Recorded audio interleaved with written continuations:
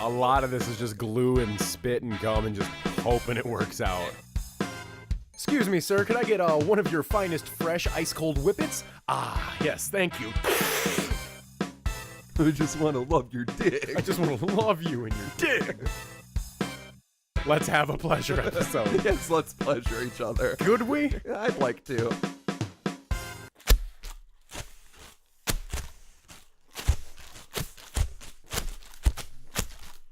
Okay, so the fucked up thing is that those were supposed to make noise. Those are noisemakers that don't make noise. Technically, you heard a noise that made a sound. You heard a little tap, tap, tap in honor of the Dapper Dads. One year. Spectacular. What are we? Extravaganza. Spectravaganza. Welcome to the Dapper Dads 1 year House of Funtorium. This is one where if you are usually a listener, we want to highly encourage you to watch the video on this one. You are missing out tremendously. It is so extravagant. Watching the video. I want to immediately give props to Drama, who went spectacularly all out here. Go big or go homeless, I always say. Literally, this is the... I didn't know what... He said there was surprises and everything like that. I didn't know what kind of stops he was going to pull out, but let me tell you, folks, they've all been pulled. Every single stop has been pulled. My pulls are now sensitive. I don't want you to touch them. I'm now going to go into the bathroom and just clean up a little bit. I'm going to do this off top because it feels... let's special. I feel like I'm going to do it bad. Everybody, look out. Look out. This is also fitting because we had a video of me doing it once. Time. Boop, boop, boop, boop, boop. I want to get a video. Boop, boop, boop, boop. Shit. That's awkward on the audio. This is why you should be watching the video. These make me so nervous. So it you just look so twisting. nervous. Oh, it's getting wet. Pop it. Come on, pop it, daddy. Bap it for me, daddy.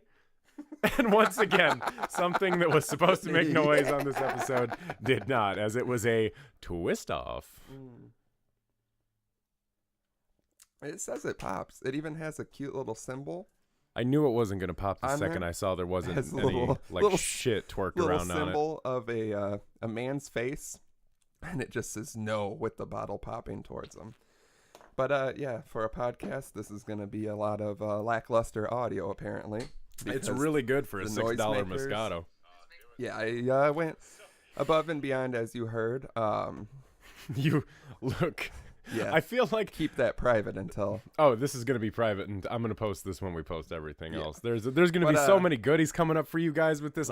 It feels like it's like we've been doing. Feels like this. It's been a year in the making. I'm gonna say that. It feels like this feels like we're giving out so many gifts. It feels like, but really, it's like this is such a gift for us, really, because just to give you guys a little bit of preface here, to celebrate. We're recording this on a Saturday, not our usual Friday. Correct. Because last night we went and saw Against Me. Yes. In Wicker Park in a pseudo celebration of everything just kind of lined up right. Felt like a good celebration. We actually ended up recording this on the literal 1 year anniversary of when we initially recorded, which was not the plan at all. But it worked out like a beautiful little movie. One thing in our lives has finally worked out for once, and it's not a nightmare. Life's finally getting a little brighter. Yeah. But yes, for the audio listeners, you shouldn't be listening, but we did pop a bottle of the finest bubbly. That's Andre Strawberry Moscato. It came up to $6. For $6, that's not bad. That's not bad. Catch me playing Andre 40 hands on the next couple of episodes for no reason. I'm not much of a champagne wine guy. I don't know. No, but that's actually really tasty. Yeah, it's not too shabby. There's one wine I'm on the lookout for. It's called Nando's Strawberry, and it's one of the best things I've ever tasted in my life. What if I substitute? I found a bottle in a clearance cart at Woodman's. I see your Nando Strawberry, and I raise you a Boone's Farm gallon of strawberry. That one's a little hotter to the taste. A little spicier. It's got a little zing. Goes down real warm and bitter, like kind of like dark chocolate. Yeah, but it's coated with sandpaper. Yeah, and the sandpaper is made out of bugs. The hats are so big. They're comically large. It's very distracting there's a lot of things that are very distracting this episode, let me tell you. And if you're listening, again, we are going to harp on this for once, that you're fucking up. Yeah, like really, there's so much happening in this one. Because currently listening to it, it's probably underwhelming, but watching it, I mean, It doesn't get much better. Something I want to toot my own horn about on this episode is that if you know Drama or myself privately and you see the shirt I'm wearing in the video, you'll notice that this shirt goes back a couple of years. I should have worn mine as well. You should have told me. We really could have done this. But here's the problem. I fell asleep for 30 minutes on the shitter before I showed up. It's a whole other scenario. And if I had shown up and we were both wearing the same shirt, I mean, it probably would have made me a little happy if we had planned it. I didn't even know you owned a Top Dad. Yeah, I've worn it on here. Shows how much I pay attention. Yeah, I have a beautiful picture of me holding 2 beers in that Top Dad shirt, like I'm making a phone call with each of the beers. Truly, we have to fight it out now and figure out who the Top Dad is, really. I'm pretty sure I had my Top Dad shirt first. I don't want to be that guy. Mine's a classic, though. Yeah, classically fucking stupid. Classically horrible fuckware. Should we light these up? Yeah, let's go ahead and do that. Something else I would like to point out for all you audio listeners is that Drama, in his excellent ways of doing things, picked up 2 slices of vegan cake from Whole Foods from the Chicago Diner, which is one of my favorite fucking eateries. I'm just going to go out and say this. I'm getting treated better than I have on any anniversary from a girlfriend. I'm going to lay that out on the show. Suck my dick, ladies. No woman has ever treated me as good as Drama has. Yeah. So in the future, just know there's strong competition. There is. I love surprises. I fucking love to surprise people and go balls out. So I got a real good surprise on you yesterday. I want to bring up that there's video footage of. Let's not burn the dungeon down. Well, we got to make a wish. Yeah. All right, let's make a wish privately.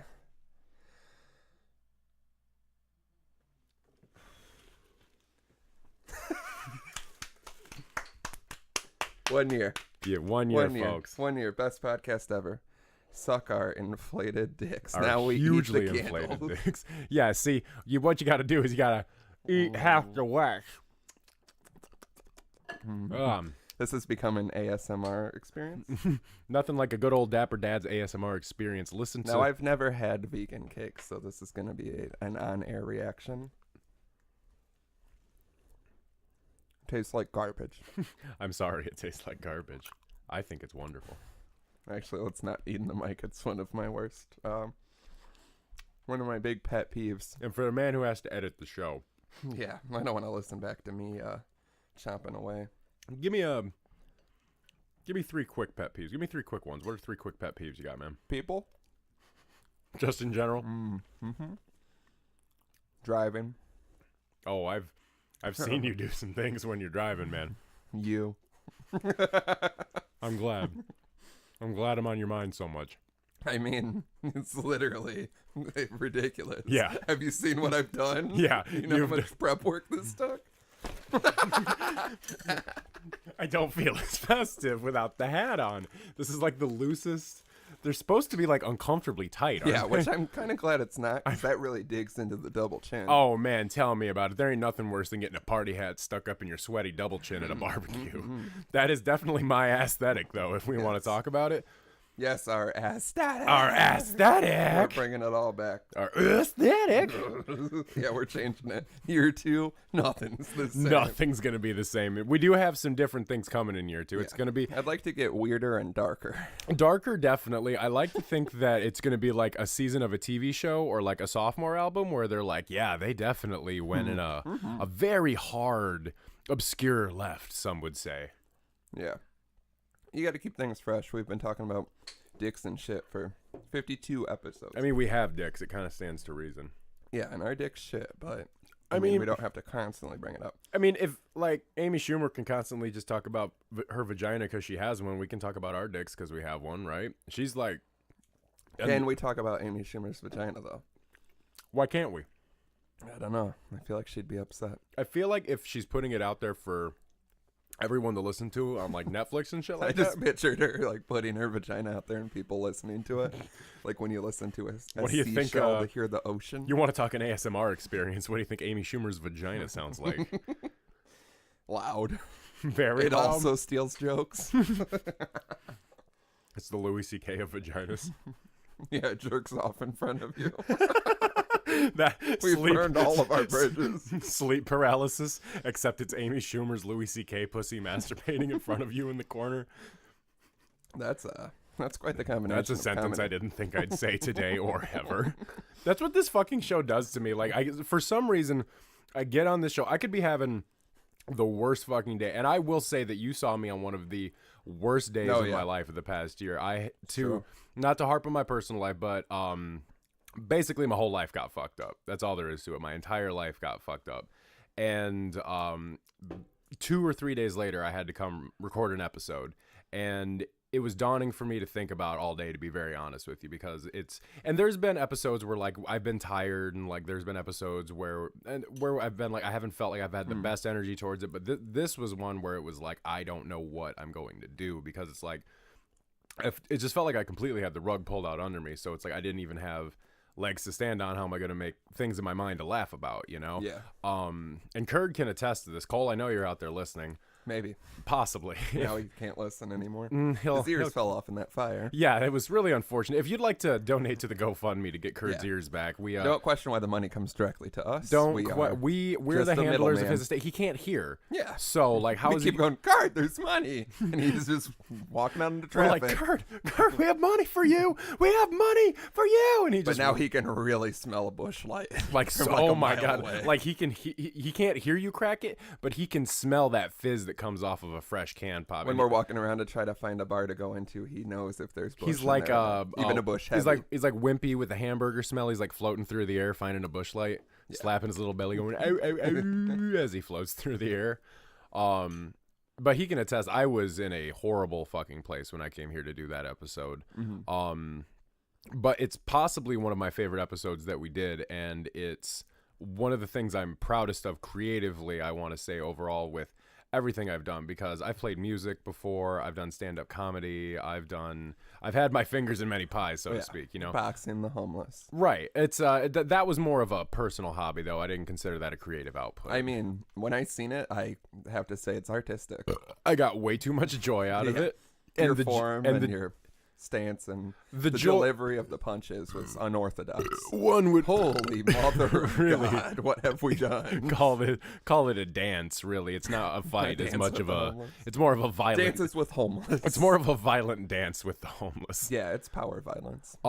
But I came here, and for some reason, I don't know, even sitting here talking to you guys, I didn't know how I was going to muster it. But the second we got the stickers that day, and you were like, yeah, and I was like, this poor bastard. And like I'm so excited about everything Dapper Dads. I talk to people about it every single day. I show off the merchandise. I show off the website. We are whores. I am a huge whore for this brand. Like I mean, at this point, it's one of my proudest things in life I have, to be honest with you. I love just going out and telling people I own a brand with my best friend. Like everything we do ourselves. Like this is our shit. We come up with everything, you know? It's a huge source of pride. We wear big hats. We go out and drink big beers. Big beers, big hats. We go out with the big boys and we do big things. Put our big boy pants on. We're on our way. We're making it. Yep. Yeah, it's But I just wanted to say that episode, the second the microphone turned on, my energy just came right through, and it's like whatever personality. Yeah, we can really phone it in. I can super phone it in when it comes to this, and it's not even like I'm doing it because I think I'm gonna get money out of doing this or anything. Yeah, clearly not. No, I show up and I do this every week because I love having a really awesome excuse to be creative with my best friend and just do this all the time. So like really. Yeah, I also want to emphasize, if you're a new listener, probably not a good episode to jump in on. Very confusing.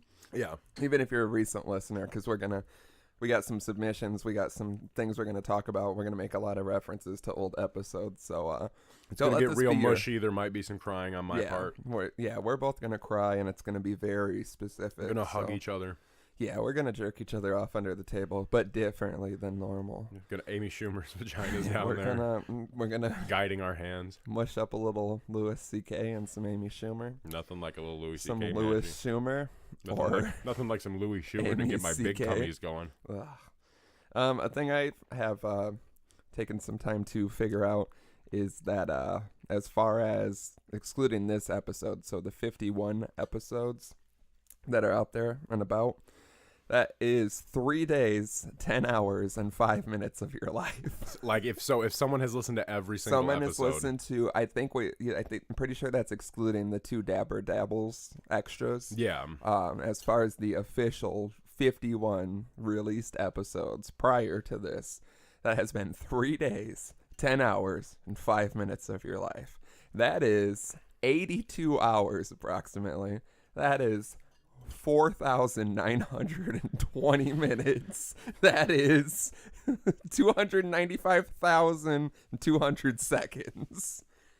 So just let that sink in. If you've listened to us, we're just taking days of your life now. And like a fucking And if you think that's daunting, think about how much of our lives we have given to the going around and putting up stickers and posters. Just even adding. When I read 3 days, I was like, really not that bad. It takes 3 days out of my week to just do everything we have to do. 3 days. If you've given us 3-point-something days of your life so far, we really appreciate it, honestly. But very much.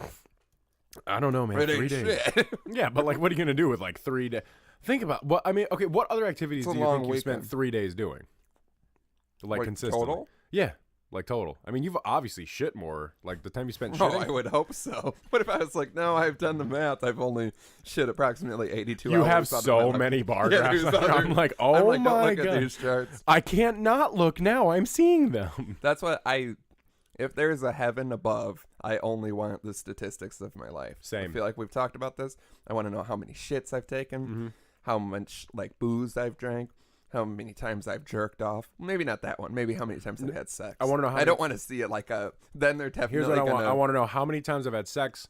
I want to know how many times how many gallons of cum I had, because I feel like gallons is an appropriate measurement. I thought you were gonna say how many times I orgasmed against sex. Like there's gonna be a huge like difference. high faked. Yeah, because obviously you get a couple where you just can't get it out.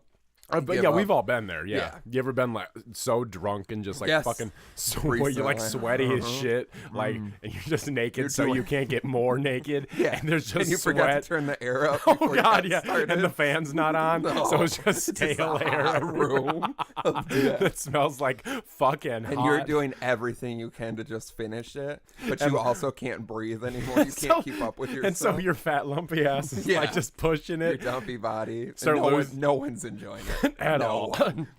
You look down, she looks scared. You're like, Well, that's normal. Yeah, I mean, have you seen me naked? I'd be terrified if I saw myself naked. It's basically like fucking a big girl with a belly and small boobs. Oh yeah, that is how I constantly describe you. But yeah, I want the statistics. I want to know. Yeah, I'll take gallons of jizz. Would you do gallons of jizz? I think I'm up to the point Probably where it gallons. could be like 55-gallon drums. I feel that would still be gallons. Yeah, and but you want kind of smaller measurements, so it sounds crazy. Yeah, but I mean, like it's 55-gallon drums. Okay, but I mean, like this is heaven. We're talking about like everybody that ever died. So do you think that like your jizz output in gallons is going to be impressive versus like some other people?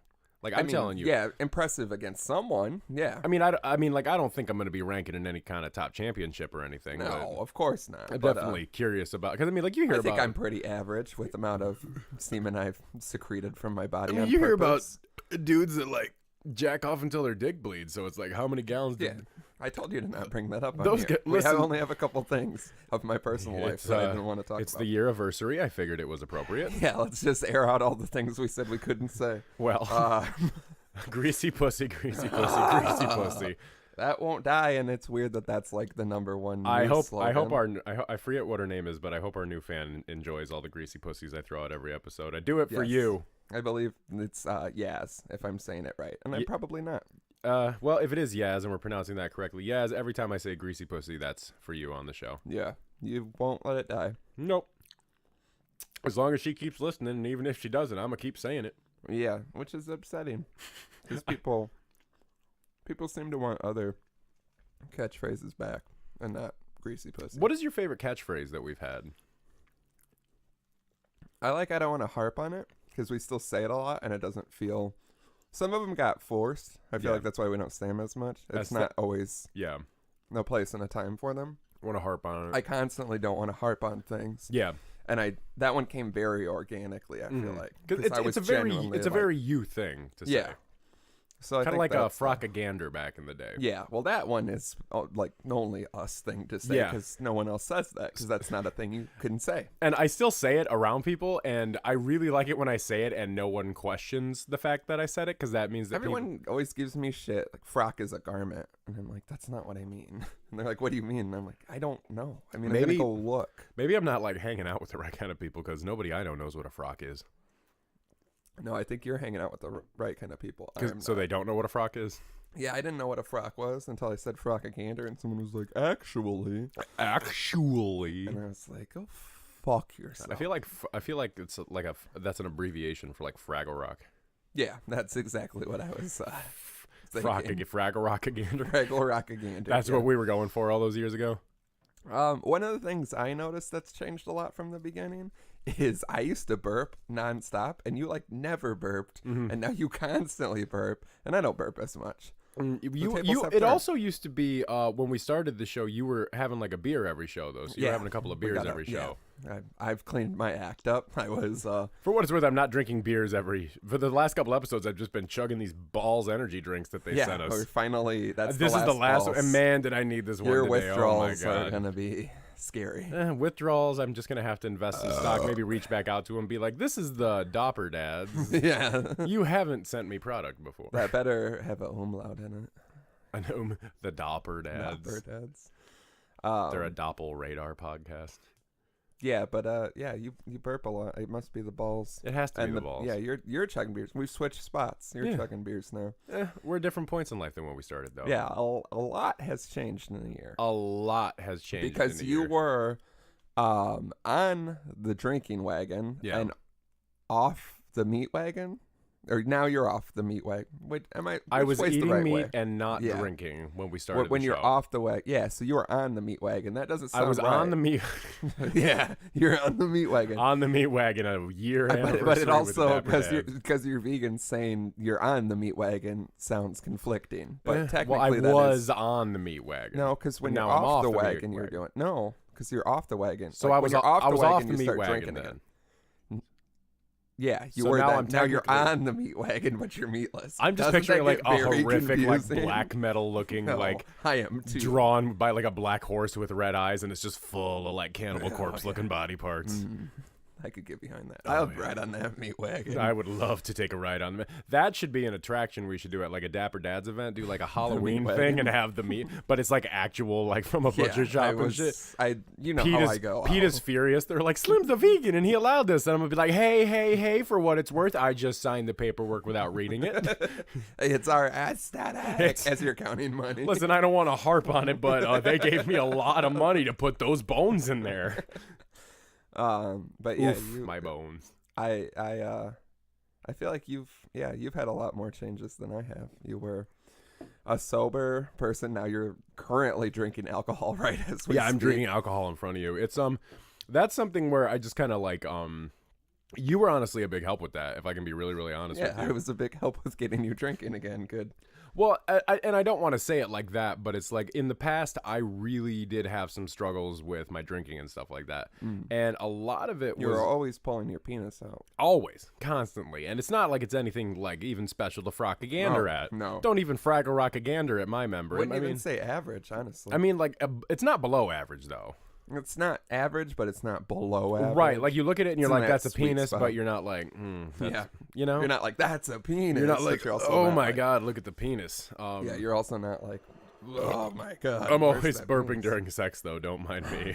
I feel like you do. Sometimes I do. You get a lot of air going in. You get excited. You breathe in a lot. I've never burped during sex. I have, and it's horrific. Fairly certain. I definitely have. I can think of several instances where I have now that we're talking about it. I don't want to harp on it. I don't want to harp on it, but quick ones is great too. I don't think I've ever had sex without burping. That's how you get things going. I mean, that's the only way I get things going. Burp into a girl's mouth. Burp into a girl's pussy. That's how you do it. It burps back. Let me tell you that much. Oh yeah, I don't want to get into this conversation. Not this early in the show for people who are still casually listening to this year-anniversary where we reflect. Yeah, I don't think this is a casual listening episode. But like, it's something where when I would drink, I would like drink by myself because I was miserable which is and lonely. A bad sign. And it's a bad sign, you know? And then when I would go out and I would just use it as an excuse to get royally fucked up because I didn't really go out very often. So when I did, it was like I might as well enjoy myself, you know? And you were there several times where I got definitely far too fucked up. Yeah. I feel like the one was only like too fucked up. Yeah, that one. When you're was puking too on the fucked street, up. you're too fucked up. Yeah. I mean, it's pretty cut and dry. Yeah, very. It's actually wet. Cut and wet. It's cut and wet and dripping, and someone's trying to shove a candy bar in your mouth. I mean, that's kind of specific. And then your girlfriend's weird friend tries to bang a cop at Uncle Nick's. That is so specific. It's very specific. Shout out to that cop. Shout out to that cop for putting up with that wherever you are. That's the only time I've seen a cop protect and serve. only time I'm not gonna scream fuck 12 because literally in this situation she was trying to fuck 12. That's not what we meant, bitch. That's gonna be a new catchphrase for year 2. That's not what we meant, bitch. Throw that on a shirt. Take it to Cali, make it a thing, bring it back. That's how we got to do it. But no, and so I think just spending more time with you, because I honestly consider you. You're probably gonna laugh when I say this. Not a role model, but I consider a god. Close. Bronze god. Demigod. No, I think you have a very good sense of balance when it comes to life. Oh yeah, and people only knew. And I feel like sometimes as I've grown closer to you, I've learned that you do teeter with it, as we all do. You know, there is a price to be paid for everything. You know, yeah. I'm paying the price today for what I did last night. Yeah. You know, yeah, like a fucking. I had so much fun though. I mean, yeah. Sometimes like that's what I'm not gonna lie. Thought. You got two options. You can do the mundane thing that you're gonna do either way. Yeah, you could do the crazy shit, pay for it a little bit, fall asleep on a toilet. Here was the options. Cause a lot of stress. Here was the options I had yesterday. I could have gotten off of work, stayed at home, and just like played video games until I fell asleep and got a good night's sleep before work today. Or I did what I chose to do, which was go to Chicago with my dad's squad, my best friends, see Against Me for the first time in my life, and it was incredible. Yes, it's very great. And then we went out and partied, and we all stood in a good circle screaming bangers at each other. Yeah, that really and then turned out well. And then we drunkenly went and got White Castle. I think that's where regrets were made. I don't see what regret. First of all, the biggest regret was Kurd thinking that he could bet me to eat a case of burgers. Yeah, because if it's one thing, I'm going to stand here and say it's that you don't bet me to eat something. No, because I will eat it. No, yeah. You were talking about me like I was some kind of vaudeville act, and it was beautiful. You were like, I've seen him eat 4 meals. Yeah. Everywhere he goes, he gets 4 meals. Yeah, I've seen you do unspeakable things. Yeah. You guys have seen me do some crazy shit with food. Yeah, like when it comes to just like putting. I've had to witness the most. Honestly, yeah. If I had to think about like outside of people that have like lived with me, like yeah, if we're talking about me just like eating like an animal, you've seen some things. I've seen you fuck that burrito in Chicago. Man, that was a day though. I hadn't like eaten anything since those nuts on the train, which you kept refusing because you had to pee. I don't remember those nuts. So I had to pee so bad. I had a bag of honey. My nuts were full of pee. So I get these honey sriracha cashews to snack on that are super fucking good, and I was like, I'm probably gonna be walking around. Let me bring a big bag to eat on the train. You brought a big beer to drink on the train. It wasn't that big. It was a big beer. No, it was about the size of this bottle, to be honest with you. Watch the video for comparison. This was the size of the bottle that was on the train. In a bottle form. It's a classy beer. I made a distinguished choice. You did make a distinguished choice. And I had to pay for it. But I was sitting there eating. You had a plate of fries at Gus's too, you goddamn liar. Oh yeah, I did eat the fries at Gus's too. Because you think fries and a bag of nuts are going to satiate what lives within me? I'm pretty sure I have a tapeworm. You have a family of tapeworms that are having a family of tapeworms eat. There's generations of tapeworms inside. You don't plan your meals. This is where you need to get with drinking. And it's like me, where you're like, this is when I'm going to eat. See, like I said, I'm just never going to eat. Yeah, see, that's what. Yeah, because like if my MO is either eat before drinking or like right when I start drinking or never eat. Yeah, because then it fucks it up. Yeah. It fucks it up too, but I have no appetite. Even White Castle last night, I did it just to do it. I was like, I should probably put something. You just kept talking about how the bitch gave you too many chicken rings. No, she's just a good salesman. I can't even fault her. You were drunk and you got talked into more chicken rings. I said 9, and I don't know. I don't trust her. I don't trust her at all. Are you going to sit here and tell me you didn't trust the White Castle attendant at 3 a.m. in Chicago? No. I don't know what kind of blasphemy I can keep putting up with on this show. I mean, one time I went through a White Castle drive-thru with a friend of mine, and we were very drunk, allegedly.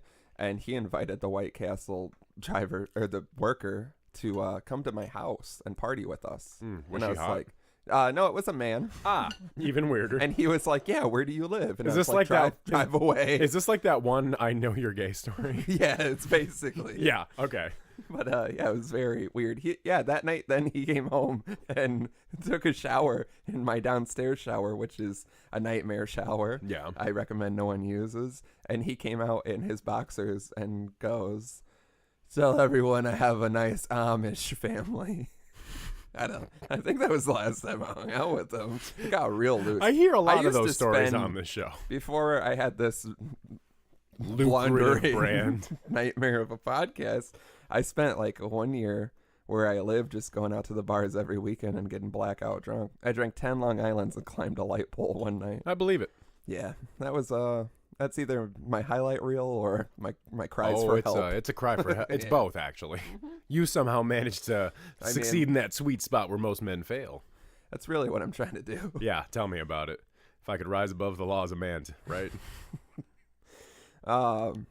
Yeah, it's fucking crazy. When the first episode we recorded, now we have the video. Yeah. But the first one, we didn't have this set up. Again, many praises to Matt the God. Many He praises. supplied this professional looking desk. Our original setup was a fold out table that we used to play beer pong on down here. It's fitting. It has some burn marks on it because you can light the ping pong balls on fire and they have like the gas in them, so they get crazy, and I like to bounce them. So we got drunk playing beer pong and then just lit the balls on fire and they just fell on the table and scorched the table. So our initial setup was a scorched beer pong table. Yeah, slightly scorched beer pong table with two shitty chairs. You didn't have headphones or a pop filter at all. You're real loud and popping your peas. Still real loud and popping my peas constantly. And I think when we started that it sounded good. Like, I pride myself on the audio quality. And I'll say that as well. You know, when we started this off, this isn't like, and this isn't to talk on other podcasts negatively or anything, but we've always been suckers for quality. We've always strived for a great quality of sound, overall content, everything. I don't know if I'm sure we've said this, but I think it was like a full year before we even actually did it that I had like contacted you. I just texted you and was like, hey, do you want to do a podcast? And you were just like, yeah. And I was like, I'll buy a microphone. And I thought it would be simple, and I bought a microphone and I talked to it into my computer by myself, and it sounded like shit. And then life got the best of both of us, and then it was like a whole year before we actually put the money down and got some quality equipment. But listening back to the first episode we both have, and just to check it out and see, it does sound bad. Like, we've gotten even better, which is weird. Well, I think that just comes from you spending so much time working on the episodes. Yeah, just constantly listening. Well, because you're editing it, and you're somebody who has a lot of experience with like recording and sound, so you know how to tweak things to make them sound better. Yeah. So if people knew the small amount that I do know, though, it's honestly incredible that we do sound this good, because I just do a couple of things and really wish for the best. A lot of this is all a lot of this is just glue and spit and gum and just hoping it works out. Bad for hoping the wall stands against the storm. That's all we can really do. It's been a storm. It's been a dark storm of a year. Yeah. And it's finally culminated in this beautiful birthday setup. Yeah. It is crazy to think that we've done this for 52 weeks. You should try to smoke that. Okay. Actually, I feel like it's gonna for the video. Burn a house down for the video. This is gonna get out of hand. Yep. Blow it. There's the confetti. Thank God. All right. We knew it was gonna happen at some point. Again, watch the video. Yeah. You're missing everything. Slim just almost burned down the dungeon. It's fine. Yeah. It could have went worse. Everything about the show could have always gone worse. As a kid, when I was first playing guitar, I like fire. I'm a big fire fan. Who isn't? I don't know. But I tried to light a guitar pick on fire because I thought it would make a lot of sense. And similar to ping pong balls, that bitch just fucking... I lit it with a candle that my mom had out, and I smacked it out with a doily, and then I flipped the doily over so she would never know. I think something... I really enjoyed fire as a kid because my dad had a penchant for burning his garbage Of course. Because he lived out in the country. The most efficient way. Well, and because he just hated trash laying around. And so, like, his big thing is he would take, like, big bags of garbage in his truck out to a property that he owned. And he had what we called the burn pit. And the burn pit was just a big scorched piece of earth where we could just, like, put whatever on it and we would just burn it. And he would always go to the gas station and get a big full can of gasoline and just cover the trash in gas before burning it. So, where's his 19-part autobiography? Because I would read this. I want to be 100% honest with you. If my dad had an autobiography, it'd probably be like 120 parts. It'd be like that huge book you see on the he'd be. Because you've told me some things off air that are incredible. And I think we each have. Both of our dads. Our dads should get together and write a book together. I think they should get together and do a podcast. Because I think they should get together and make the perfect son, which is us put together, and it beats the shit out of us when it's little. He's like 5 years old, but he's like 10 times as smart as us, 5 times as fast, 8 times as strong. No, that's the one you got to worry about. Knows all of our moves because he's us. Oh God, could you imagine? I'm picturing like my size, but like a lot of your features, like a lot of like. Sorry, my voice does a weird thing with this Juul. Yeah, I think it's ruining my throat. Yeah, Juul, get at us. Yeah. Keep ruining our throats. Yeah. Ruin my throat with your Juul. Not the first time. Stick your family jewels in my throat. Oh, now you're making it unpleasant. Yeah, it's always going to be unpleasant. There's nothing about Juuls that aren't unpleasant. There goes the sponsorship. There's another one. Should we talk about brand endorsements? Oh, this year? Welchers. I'd like to talk about Welchers briefly. Made a strong stance against us. Monster Energy we gave up on. We'll say it. I think they gave up on us when they were very blatant about what they were looking for. Which I think is fucked up because they want to sponsor Little Xan on tour, but not the Dapper Dads. Because I was told specifically, we'll air them out at this point, that they are only interested in extreme sports and heavy metal. Yeah, which is the heavy weird. Metal I get because I was into heavy metal when I was younger and I drank a lot of Monster.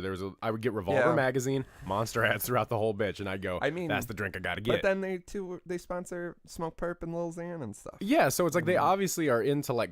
I mean, it seems like they're about like really clout hip hop cult. Yeah, I mean, we did. Do you think we did too much? No, I don't think we did enough. If I had, man, that's fine because I finally kicked my Monster habit. Because if that shit's not addictive, I don't know what is. Whip It habit possibly. Yeah, that has been the replacement. Yeah, there's another cold can. Sir, could nothing better? Excuse me, sir. Could I get one of your finest, fresh, ice cold Whippets? Ah, yes, thank you.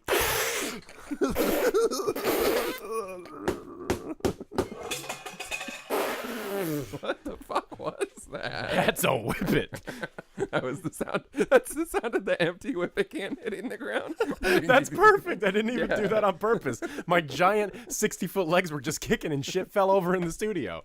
Yeah, it's all the Whippets underneath the table. That's sorry. Why in this video you can't see down there. Yeah, you also can't see. I want to talk about it. Yeah, we have to. The reason that this has been so successful is because many people, as with like dream catchers, people have like totems, crucifixes. They have their religious symbols that they hang in their home that bring them good fortune and good luck. And the Dapper Dads are not above customaries. So we have a lovely picture that we only like to call Danny Dorito, which you will be seeing soon. I have a lovely artistic picture I'm going to edit of him. It's he watches over us. Why don't you go ahead and explain where Danny Dorito came from? See, what happened was similar to a story Slim told before. I made a cheap online purchase from a Chinese wholesaler, which we are all privy to do. I mean, it's fun when on you're paper. On the internet? When you're drunk at 2 a.m, and I'm going to tell you, I went on wish.com just out of boredom because it keeps coming up on Facebook, and we were talking about it in a recent episode.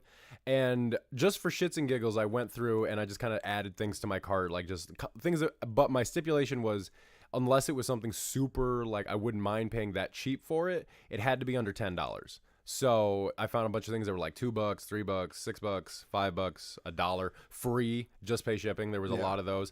I still ended up with like $300 worth of shit in my cart. Yeah, and it's like, how are you going to end up with quickly? Well, what it is it's the shipping that kills you. It's like they first of all, they send you a cheap product and the same thing for you. Got to like keep looking. Like right? Yeah. 18 people are selling whatever you're looking for. And then the best thing is that sometimes you can find things on Wish and then find them cheaper on Amazon.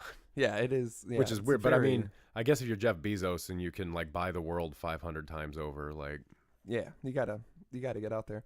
But yeah, anyway, I had come across it's a fantastic T-shirt that is a big Dorito, and it has Danny DeVito's face over top of it. Superimposed. Yeah, superimposed with, and his skin is the complexion of a Dorito. So it's just like it's an outline of his face. He looks kind of high. Yeah, I've seen every single guy in the Dad Squad make that face. What I will say is that is very high quality. Yeah, the design itself is great. Yeah, the T-shirt outside of that is like a light blue tie-dye scenario is great. Front and back Danny DeVito. Very excited to get this shirt. It took months. Mm-hmm. When it came, I had ordered a 2XL because they said to size up, and it was horrific to put on. It was that it's like the sublimation. Mm-hmm. The T-shirt is like spandex and tight, and it was so small. I think an 8-year-old would have a hard time squeezing it. I had the same problem with my bootleg, I feel like Pablo shirt, because I ordered that in a 5X from China, and it still showed up and hugged my lovies a bit too much for my comfort. And even I went with Etsy for my Pablo. Even with all of the weight loss, I still cannot fit into that shirt, which is incredible to me. Horrible quality. So yeah, it sat in my house, and I cut out the image. And I was going to try to sew it on like a hoodie or something, but the fabric is a nightmare. So it laid around for a while, and when we were thinking of things to add down here to the dungeon, it was the clear decision. So thank you, Danny DeVito, for making us all mighty and successful. I like to think that Danny DeVito is the source of our hope and our goodness. Yeah. When we say when our success. Fun fact: whenever I say life's getting bright, I look up at Danny DeVito. It's true. He watches over us, and he hasn't made it in the video because he hangs a little high. But I think in this one you can see him, and yeah, we'll be putting him out there. He's one of the many tokens to our success, along with this shelf. I don't understand why that Modelo was there. To be honest. I think the Modelo was there when we came down here, and it just became a fixture. The other things we can all explain. This, if you're watching, once again, the video is very important. It's like 100% of this. We have this thing here. It's just called the Big Black Book, and it came up a couple episodes back. That was a gift from some longtime friends of mine and very avid fans of the show. Yes, we have a submission from one of them. And they gifted me with the book for us under the guise that if we were ever doing an episode and just ran out of things to talk about, we could pull some things from the book. And the book itself has a little bit of literally everything. Yeah, it sounds hard to believe. We read it on an episode recently, we just flipped through random pages, and it's got like how to do your taxes and how to cut your grass, so like how to pick like crazy everything. It's literally just a big black book of knowledge. This guy, Comrade Bone Daddy. See, I think we have a terrible. That's why we're not almighty and super successful. Is because of what we did. Danny looks up for us, and then Comrade Bone Daddy tries to keep us down. We have to break him. So, I think we have to. It's why we can't have good Chicago trips. Did you know that bottle, like if you buy that bottle full, it's $100? Yeah, $100 vodka. Yeah, we made a decision together, and it's haunted us ever since. We Comrade Bone Daddy came into our lives magically. Yeah. Filled with a delicious punch. Yes. And this was episode 14, maybe. So long. This was our first Chicago trip together. Yeah. This was Train People. Train People. This was for my birthday last year. Yep. First Chicago trip where we got rained out, but not the last. No, not at all. Won't be the last ever. I think that's because Bone Daddy. I think it is because of Bone Daddy. I know. I think we need to smash him. I think we got to kill him. But yeah, Bone Daddy made it back with us, and he started torturing us right away there on the train. Yes, he. God, now that I look back, I think everything bad that's happened in my life is because of Comrade Bone Daddy. I also think it's because of Comrade Bone Daddy. Can I blame everything that's gone wrong in my life in the past year on Comrade Bone Daddy? I don't see why not. That only seems fitting. Let's smash Comrade Bone Daddy. Yes, we have to murder him. Will it release the evil if I do? Will it bring back 10-year-old Uncle? That's what's important. It will never bring back 10-year-old. Are we ever going to be able to bring back 10-year-old Uncle? We got to bury him in a pet cemetery. It doesn't matter how many whippets I do. No, that's really what happened. 10-year-old Uncle just won't come back. That's really where it all went south. I whip it for 10-year-old Uncle. Yeah, that's what my dick looks like. I am very familiar. It's just hard straight down, hard down slant, like so. The opposite of an erection. Like I can't like get anything out if it's the other way. You can do that thing where like you like kind of doggy style and you put it down into them.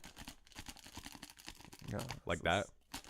No, not really at all what I meant, but I mean, I know your dick does curl up like that. It curls up like when the house fell on the Wicked Witch in the fucking Wizard of Oz. Do we want to get into some submissions? Yeah, I was trying to do womp womp on this thing and it wasn't working. Well, yeah, if it was a noisemaker, like I was... we should have got kazoos. Was told... Yeah, I had a lot of options. These look the best, and it's impossible to buy 2 noisemakers. You have to buy... 24 is the going rate. The going rate for so I bought makers? 8, and they don't make noise. So I guess my fucking fault. Yeah, so let's jump into some of the submissions here. We got a couple. We'll start with Pygmy Gamer. Pygmy Gamer, the one who provided us with the book. Yes, provided us with the book, has provided us with a lot of feedback. I'd say one of the top fans. We're not going to rank you guys, but no. But in terms of people that have basically everyone that has submitted is the people I think of when we think of top fans. Yeah, but anybody that's honest to God, anybody that's really fucked with us in any kind of way. I mean, these submissions are the people that are always like the most vocal. But yeah, anybody, of course, without you guys. What about on St. Patrick's Day this past year when we had that really drunk fan? Oh yeah, Luke. Shout out Luke. Shout out Luke. He told us to talk about the CJ's party on Instagram when we had asked about things. So we did Dapper Dad's meetup at CJ's Lounge, no affiliation. Public house now. It's a wonderful place to go. It's our mainstay. If you ever are thinking it's a weekend night, it's possible the dads are downtown, CJ's is probably going to be your best bet to come find us. It's what I consider a home base. Really, yeah. It's got everything Anytime you could I'm ever like, need. we're obviously going downtown. Where are we going? Just going to CJ's. Yeah. And then figure it out from there. Yeah. And so we decided to do an unofficial meetup there that was very successful in my opinion. We had a bunch of people come out. Yeah, everybody that came out to that, of course, was that fantastic. was phenomenal. That actually went so much better than I thought it would, just because and it's weird that people like us and want to take time to meet us in public. I just remember and like it almost felt like, like back in the day when I would perform music, like there was that nervousness before a show because we got there early and stuff, and we're like sitting there and like people aren't showing up and stuff, but nobody ever shows up like right when you schedule something. You got to be cool. But I think it was like a half hour, like 45 minutes later, and people still weren't like really coming in, and we were just kind of like, oh, and we were just. I remember we were just kind of drinking not even like drinking our drinks, just kind of like, just like nuzzling them a little bit. And I had to smoke several cigarettes. Yeah, that's when I'm very anxious. And then just like floods of people started showing up. It was really really awesome, and it's good to meet some of the people that we've like heard about. Yeah, that you fuck with you, and like meeting them in person is tight. I'd like to meet all of you, anyone listening to any of this. I'd like to meet you, give you a little kiss on the cheek, just a consensual one. We're all about consent here.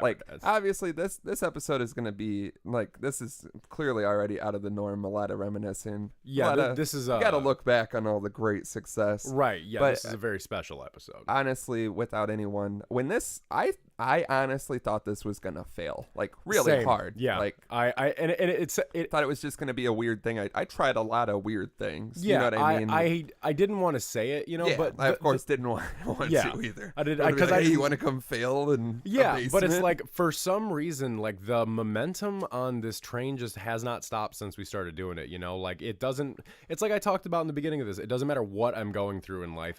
I have made my work schedule work around this because when they promoted me at work, they asked me, they're like, we need you to close one Friday a month, just one Friday, and I said I can't do it because that's gonna suck my fucking weird rolled up dick. And then I rolled it out on the table, and it was like, just put it away and we'll do it. It just pointed straight down, and I was like, look at it, look what you're making me do. And they were like, fine, we'll do anything. God, please stop. God, please just put it away. It's like the Ark of the Covenant. If I had a nickel, I had a nickel every time someone was screaming at me to put my dick away. Last night, actually. Yeah, also several times last night. Come to think of it, everywhere we went. Oh my God! Put it away! Jesus! There's people here. There's children. This is a bar. Why is there children here? There's always children. It's a family-owned bar. I thought that cookie cake was a baby.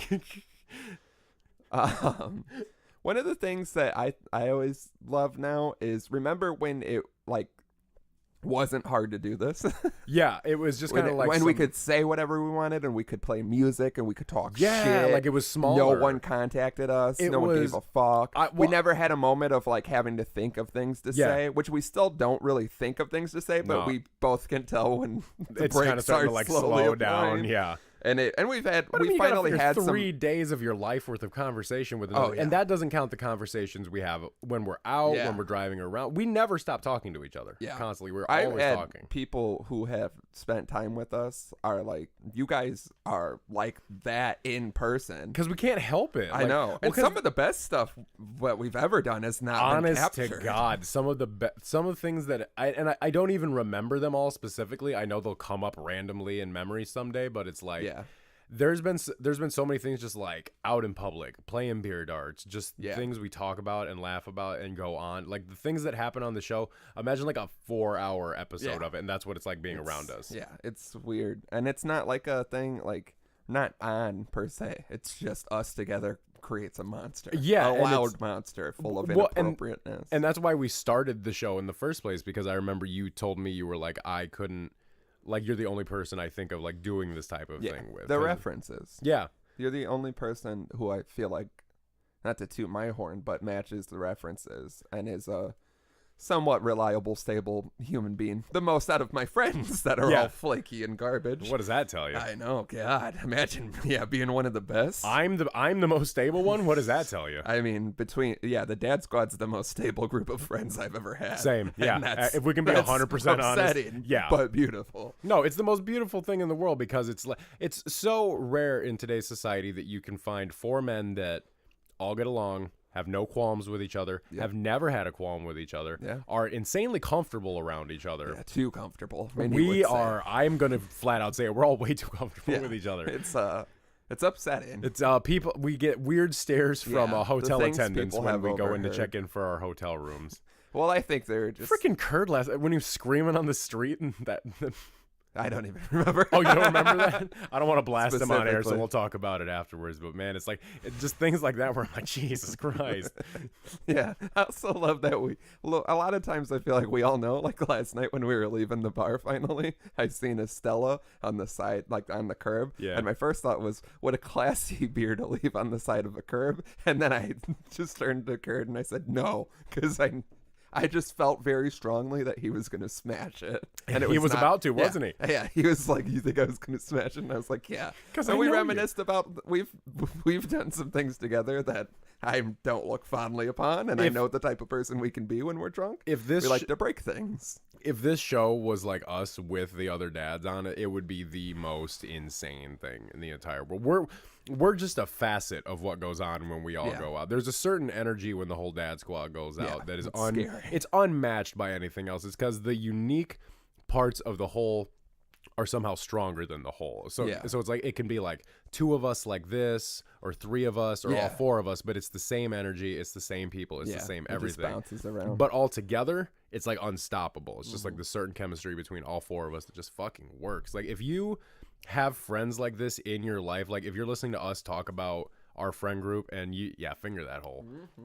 If you have like really close friends like that, like hang on to those motherfuckers, because with everything I've gone through in the last year of my life, if I didn't have you and Matt the God and Kurt, I don't know where I'd be. I don't know who I'd be. Same. You guys have really picked me up through a lot, and I know we sometimes go like a while without like being together as a group and stuff like that, but like we're always there for each other, you know. And it's like when we talk to each other every day, every single day. We have a group chat that we talk in every day, and I really just, when we're all together, like all day I was so tired, but I was just reminiscing in my mind about last night, and all I could think was like, I hope that everybody that listens to this show could have like such a good bond with friends like that. Like I hope everybody that listens to this has such a good life like we live, you know? And that's not, we're not going to sit here and glamorize our lives and be like, they're amazing all the time, because they're not.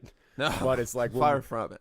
But when we go out and we're doing this shit and we do things together, it's the best time of my fucking life. We do the most for the culture. Let's put it that way. We are excessive, to say the least. But let's dive into some submissions. Yeah, I'm getting too sentimental. Yeah, we're getting out of character. Dick. I love you so much. I just want to love your dick. I just want to love you and your dick. But yeah, so Pygmy Gamer was one of the submissions we got. She said, funniest moments for the year review. No Doinks for Dorks, number 28. That's a hot one. Yeah, apparently that was one of the top ones. She even went as far to give us some timestamps, but specifically was hearing a 60-foot man turn blue from laughing so hard is hilarious. That was in reference to me talking about making what was a fifi with the thing a homemade thing, because, and then I said a dork, and then because it was like one of those fucking animal BBC specials, but it's the way you sometimes pace things, like you're very frantic about it because I know you're trying to like get a lot out and like it's very important. That's how my brain works. Yeah, and frantic. Like in that moment I just saw how your brain worked, and you're like, you make it and you fuck it, it's a fifi, also a dork, and like it was just very rushed and analytical, and like that's the shit that just tickles my funny bone. I can't wait to be on CNN or something. Oh my god, I can't wait till we're doing like the interview episode of Atlanta. I can't wait till we're doing one of those someday. No. Yes. Well, you know what? Contact us. Freedom of speech. Contact us with all that promo we didn't do for once. Yeah. Jesus. It's a special occasion. Yeah, we can't just be business. This is the pleasure episode. Yeah, this is. We did a year of business. Let's have a pleasure episode. Yes, let's pleasure each other. Could we? I'd like to. I've been dying for some Louis C.K. under the table. You feel me? I'm all about the Amy Schumer vagina, and I know your ass looks like it. You've seen my bare ass in a hotel bed. You're telling me. But yeah, no Doinks for Dorks was great. She also said, for that episode, listen to this on original air date. I was LOLing at work listening to this and explained to my coworker. He asked if you explained a dork is a giant whale penis. I said, sadly, no. My boss overheard the conversation and took us to HR.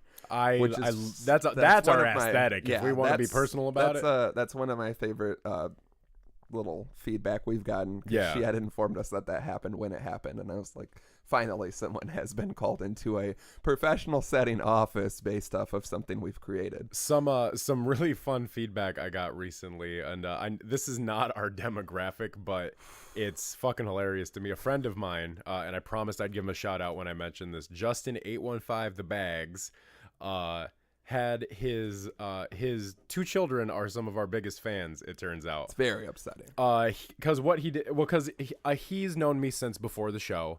And so when I started coming around and talking about it, he actually even told me about it. He was like, yeah, I thought it was just kind of like this weird thing you did. He's like, but that's what everybody thinks at first. Yeah, he's like, I just saw you keep going with it, and you kept talking about it, and you just kept doing more with it. And he's like, and so I started listening to it, and so his kids started listening to it, and he showed it to his kids, but he just showed them the audio. He didn't show them the video because his kids know me. Mm-hmm. And so he would play the audio, and they just love it, apparently. Like, they just buckle down, laugh, and they like piss their pants laughing. One of the things that his son loved was Bucket Hands, was one of his favorite things, and now he calls me Bucket Hands. We all love Bucket Hands. Bucket Hands was a fantastic like early dinger that just worked out. Episode. Yeah, that was a dinger right off the bat.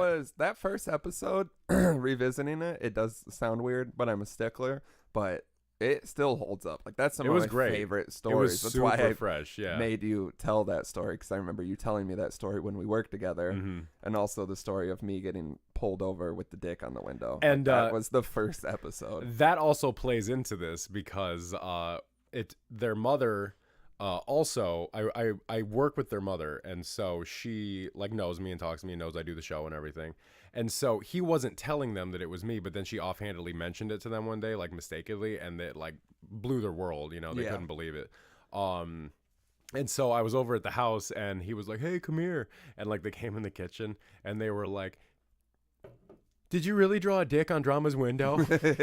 And so that was one of their other favorite moments was when I drew the dick on your window and you got pulled over for it. So that first episode has 2 super fan favorites in it. Yeah, that right off the bat. That's a hard first episode. Like that's one of the best ones. If you would have told me a year ago today if we could open a portal, and you could tell me that in a year we'd be set up like this talking about this, and instead of sitting over there, we'd be sitting over here. Like we could open the portal right here and look and be like, "Sup, fuckface." Just punch myself. I'd be like, I'm like, God, you're fat. I just start like bullying my old self. I'm like, why? That's what made me lose all the weight. We're both just like, do better at everything. As the portal's closing. But they still hear us as the portal's closing. Like fucking dumbasses. Look at how stupid they look. Did you hear him? Fucking idiot. Bucket hands. Asswipe. Then we do the butterfly effect thing, and we never do the podcast. And now while we're sitting here, it all like fades away. You start fading away, like your bottom turns into a Casper half, and I'm like, no. One of my legs is gone, and I'm like, what did I do? I don't even know what the story was. Oh, when your leg got hurt when we saw Prof, it was your leg actually falling off in the alternate timeline. Gross. You lost the leg in an alternate timeline. You fainted at the bar. We had to amputate your leg. That makes sense. But yeah, to continue, she says, after they didn't get in trouble, but you can officially say that you caused an HR incident. A month later, they closed my department, so fuck them anyway. I like to think that we were instrumental in that. Yeah, I also like to Can you hear the shit they're talking about out there on the floor? But these people aren't even working. Fucking shut this down. Shut this shit down. They're talking about whale, a dork. Do you know what a fifi is? the boss is everyone's like, oh, no, not familiar at all. So many flashes. So many flashes. Yeah, that's how fifi works. That's how my fifis work. And then she also mentioned, did Jim Hitler ever reach out to us? No, he did not. That is also in the first episode. That first episode is incredible. I would like it to be known that I have had so many people ask to be on the show. Yes, I as well have. Let it be known that everyone who has asked to show your questions have not been in vain. There could be things in the work where that could happen, but everything takes time. Everything takes time, but for the main show event we've always had a stipulation that the only 2 people we would have on the show would be Alex Jones and Jim Hitler if he existed. But unfortunately, we've gotten loose with the rules. We've also said like Dave Chappelle, designer, Kanye West, Young Thug. Yes, there's some others, but the main 2, the best conversation. Running a brand like this, you have to know your target audience, and people like Jim Hitler and Alex Jones really. That's really who we're doing this whole thing for. Yeah, we're doing this to find Jim Hitler. Just wait for our Netflix documentary series. Whoops, did I let that loose? We've been greenlit. We're gonna have to hunt edit for that. Jim Hitler. It's like a really hard looking it's like making a murder. Yeah, but it's us finding Jim Hitler, and it's just a lot of us screaming in fields like, "Where the fuck is he?" with doing Andre 40 hands. Yeah. Where's Jim Hitler? Where are you? We're just interviewing old people, and everyone's like, I don't know. I really Do like you though. It's like the Blair Witch where they're interviewing the people in the town. They're like, I think back in 1806 in the census there was Jim Hitler, but I don't think he had any children. And then it's us at a library on that thing with the computer where you're scrolling through the old newspapers. And you're grabbing me and you're like, you have to let it go. And you've been here for 3 days and 82 minutes of your life. It all comes back. You're like, no, I have to find him. I have to dig back in like the old Dewey Decimal System. I'm like going through filing cabinets so you don't have to. I'm digging up graves. I think I'm taking the bullet, doing the Dewey Decimal thing. Meanwhile, I'm like, poor Drama. His eyes got to be hurting while he's out there reading all those newspapers like that. I'm gonna get him. I know this is him. I know he's alive in there and he's just sleeping. I know your secret, Jim. I come out, and you're just like you're in the casket and like cradling his bones, like sleeping and like, and I'm just like, Jesus, fuck. And you look at the headstone, it's just like Henderson, and you're like, that Jim. I'm like, you need glasses, John Henderson, and I'm like, it's close enough. I'm like, It's all fake. It's a documentary series on Netflix. But we were greenlit. No, and then it turns out like they're like based on a true story because we had to like buy the headstone to put in there and everything. We put green tape over the headstone so we can superimpose Jim Hitler birth and death date on her. Make him 111 like offset. And then you just start pouring the dirt on me. That's the end of it. You start eating it, and Let then me go. Like the last camera angle is me throwing the dirt on the top.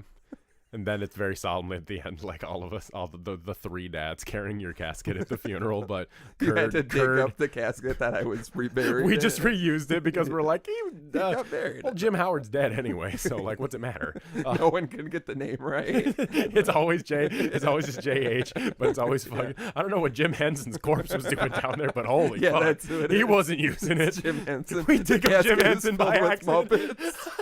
He's got. Are these dork doors? They have huge holes in the bottom. Theory confirmed. The Muppets were just Jim Henson's dorks. Jim Hitler. They were just John Hancock's dorks. So yes, thank you very much, Pygmy Gamer. You're a top fan. Yes, Andre's doing it for me. And Andre will get you. Another one we got. This actually came in. We were trying to do something that I would still like to do, but it's an absolute nightmare. We had asked for funniest moments in the past for a different idea, and we're workshopping that. But this comes from Emilio. Shout out Emilio. Huge fan. Beautiful man. Beautiful thighs. I have seen more naked photos of Emilio than I would like to even admit. I have seen a lot as well. I have been seeing them for years, if that helps. Well, I'm just catching up. I'm catching up quickly. I'm getting up to speed. I am almost positive that there's like naked pictures of Emilio in some cloud somewhere that shouldn't be. They're all in the cloud. God, me and him go way back. I remember he used to be in my phone contact as Mr. Ass Beauty Bupe. For no reason. Well, he had submitted before. We're using it now. Love you, Mr. Beauty Bupe. Keep it up. Sorry if we're using this improperly. But he had said when we initially asked a while back, he said, for me, the hardest I've ever laughed while listening to your show was during the first collection of pre-show bits when you guys went on about Bob's aneurysms. Which that was the wonderful Dapper Dabbles, which is not technically an episode. It's just when we do the pre to warm up, we found too much gold, like Bob's aneurysms, to leave. So we've released 2 of those. We have some. I think it was actually Bob's aneurysms that kickstarted the idea of doing the dabbles. Yeah, I think it was that and a few other things. Because like we just had so much fun doing it, and I think we had at some points recorded like 20-30 minutes of pre just talking about shit. You get loose with it. There's like whole episodes in there, pretty much. Yeah, that's basically what happened. A lot of things we can't put out on the air. Yeah. Unfortunately. That was what has come to a grinding halt. This is going to be one editing of those... the second Dapper Dabbles was filled with filth. Just filth. Blackmail. Yeah, lots of blackmail. That's the problem with having you as a best friend where you record everything that I say is that all the shit I did is definitely going to come back on me if someone steals your laptop. Yeah. In a Kanye West fashion someday. Yeah, you got to pay my cousin to get it. I know your cousin, and I don't want to give him money. Yeah, neither do I. But yeah, Bob's aneurysms was a great jumping off point for the Dapper Dabbles. He also said second hardest I've ever laughed might have been last week at the time he sent this. When Drama talked about the old man sitting at his window all day studying the weather, the idea of a David Lynch character actually existing killed me for an unknown reason. I think he actually sent me a very similar text to that because he what he'll actually god damn it, I just went scrolling through it. I just found a naked like why I don't know why he looks like Christ on the cross is my biggest problem with that photo. I don't know if I'd have it in this. I think it was no. It could have been in this phone if it was very recently. Because that naked picture was the one he sent me to confirm that it was him and I had his number correct. That is the best way to confirm. I mean, really, if you text me and I don't know your number, I feel like I should be allowed to send naked pictures. Yeah, I mean, that's everyone's dream.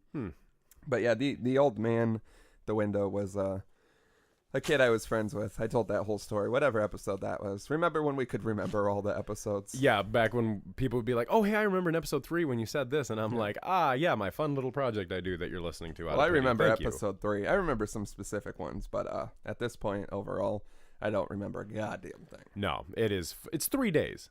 Yeah. Try to remember 3 days of your life. Of just consecutively. Stop talking. Yeah. I don't remember 3 days ago. I don't remember a day ago. What did we do yesterday? Nothing. Okay.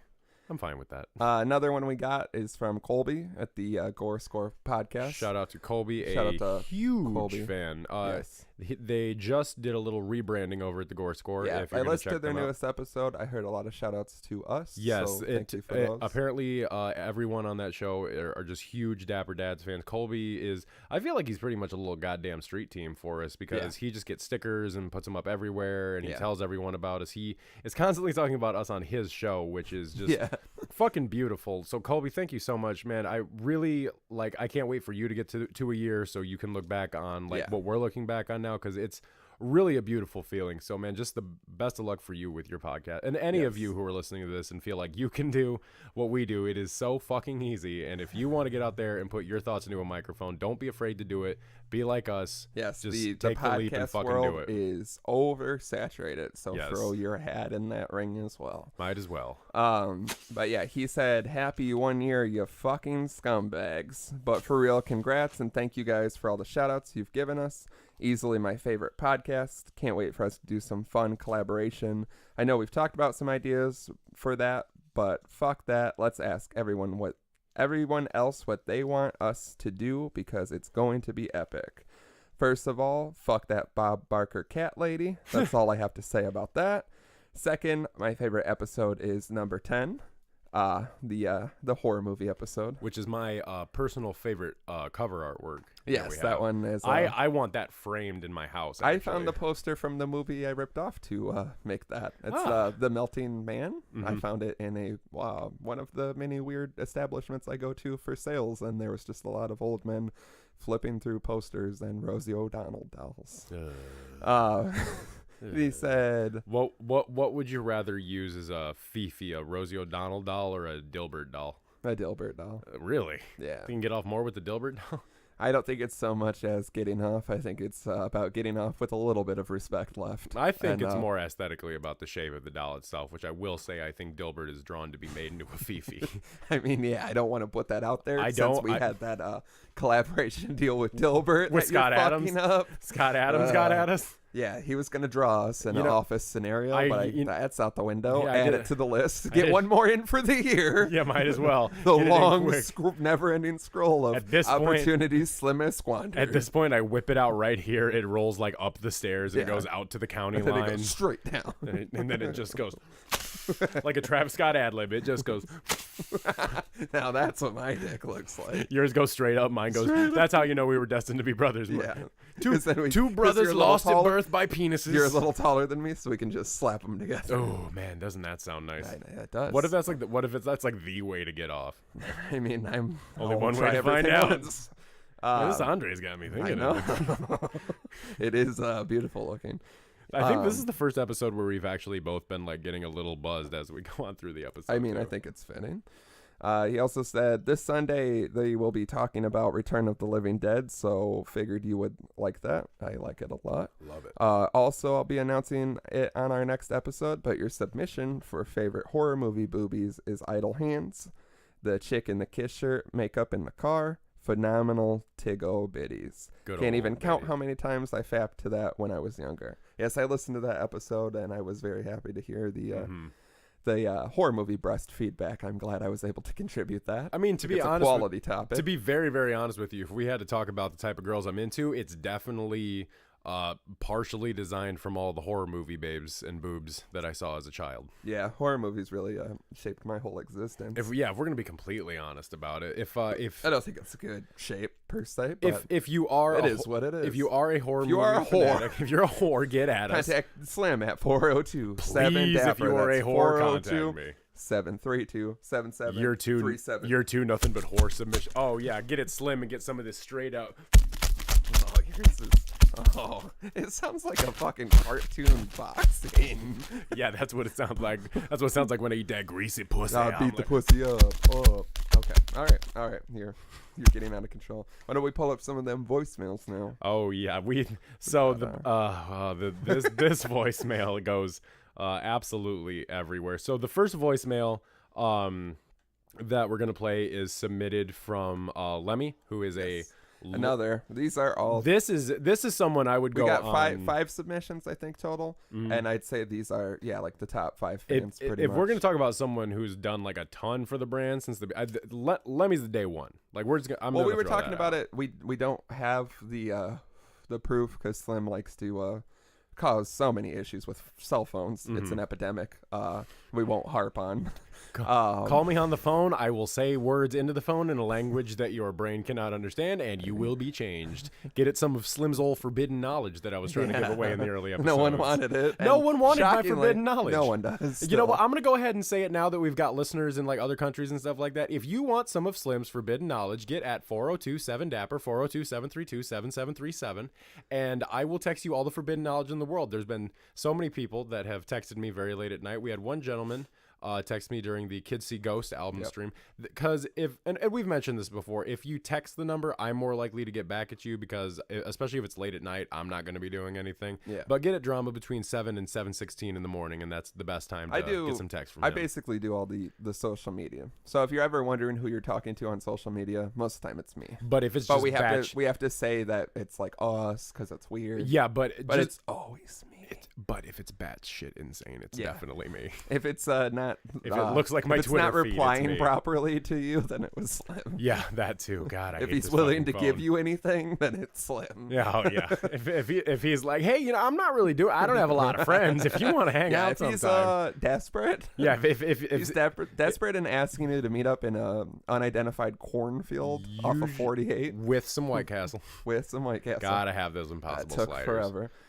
So good. Lemmy, I believe, was the first submission. It was a story about being locked out of a house and doing cigarettes. I think that was the first submission we ever got. So you want to talk day one?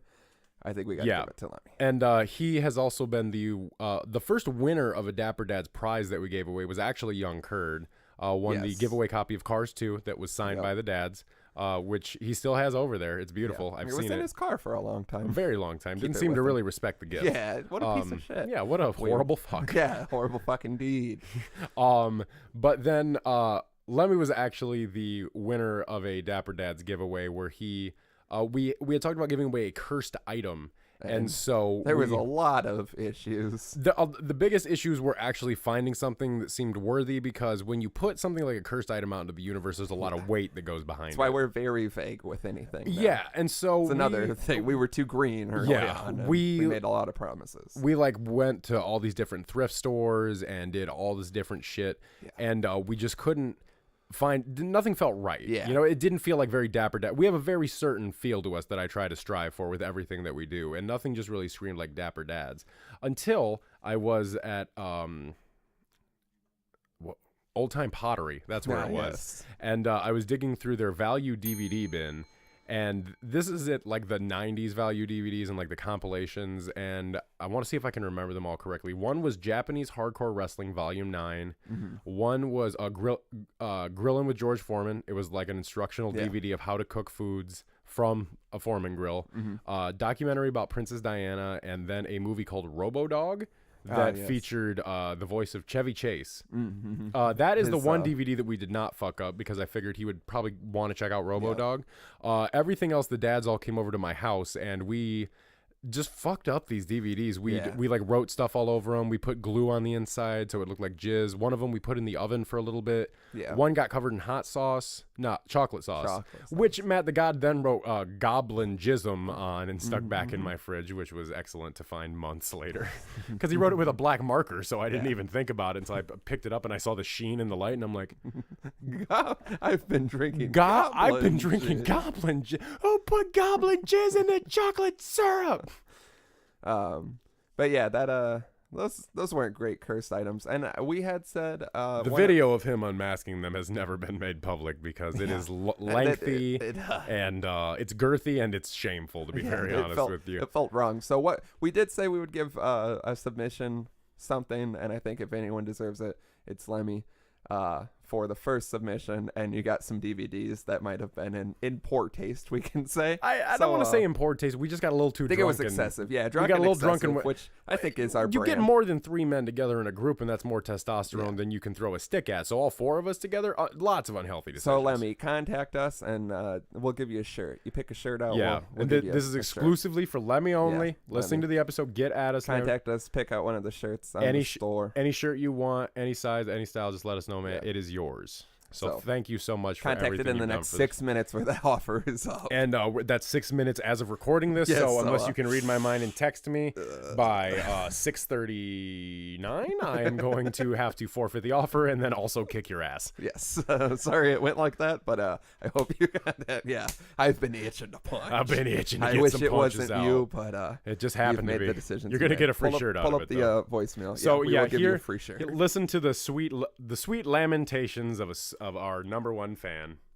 All right, first of all, what the fuck was that fast talk shit at the end, Slim? Second of all, it's Lemmy, a long-time listener. I've been listening since episode 4 or 5 or something. Congratulations. 1 year. Holy shit. Fucking congratulations. Great job, guys. Favorite moments? When Slim left a bag of heroin tools on the streets of Rockford to be picked up by little kids. Great role model. The Would You Rather episode was awesome. It was underrated. One thing you should know about the Home Depot brawl, always pick Home Depot. There's this tool. It's like a killer thing. I don't know what it's called. It's a 6-foot pole with 6 wheels on the end that are basically just giant cowboy spurs from the boots. There's like 6 pikes per wheel, and there's 3 inches long. Just whack people with that. Next, classic, Witch Pussy. That was a good one. Haven't heard that in a long time. Bring that back. Let's see. Your No Doings for Dorks episode was beautiful. Top episode of all time. Slim broke the podcast. Never let him live that down. Always remind him. Get a sign in the dungeon or something. And then the last thing is, you guys need to organize an event where the people can go in for a nice dinner and they're served nothing but lubed up noodles by big titty goth girls. All right. Thanks for a year of this. I look forward to the next year, and stay dapper, boys. Dad boys. I don't fucking know. Just a couple of hot dad boys for you here. Just a couple of hot dad boys. Voicemail is riddled with references. That is beautiful, really. That is. I would just like to say that the idea of the lubed up noodle being served to me by big... See, now, a little... It's in the works.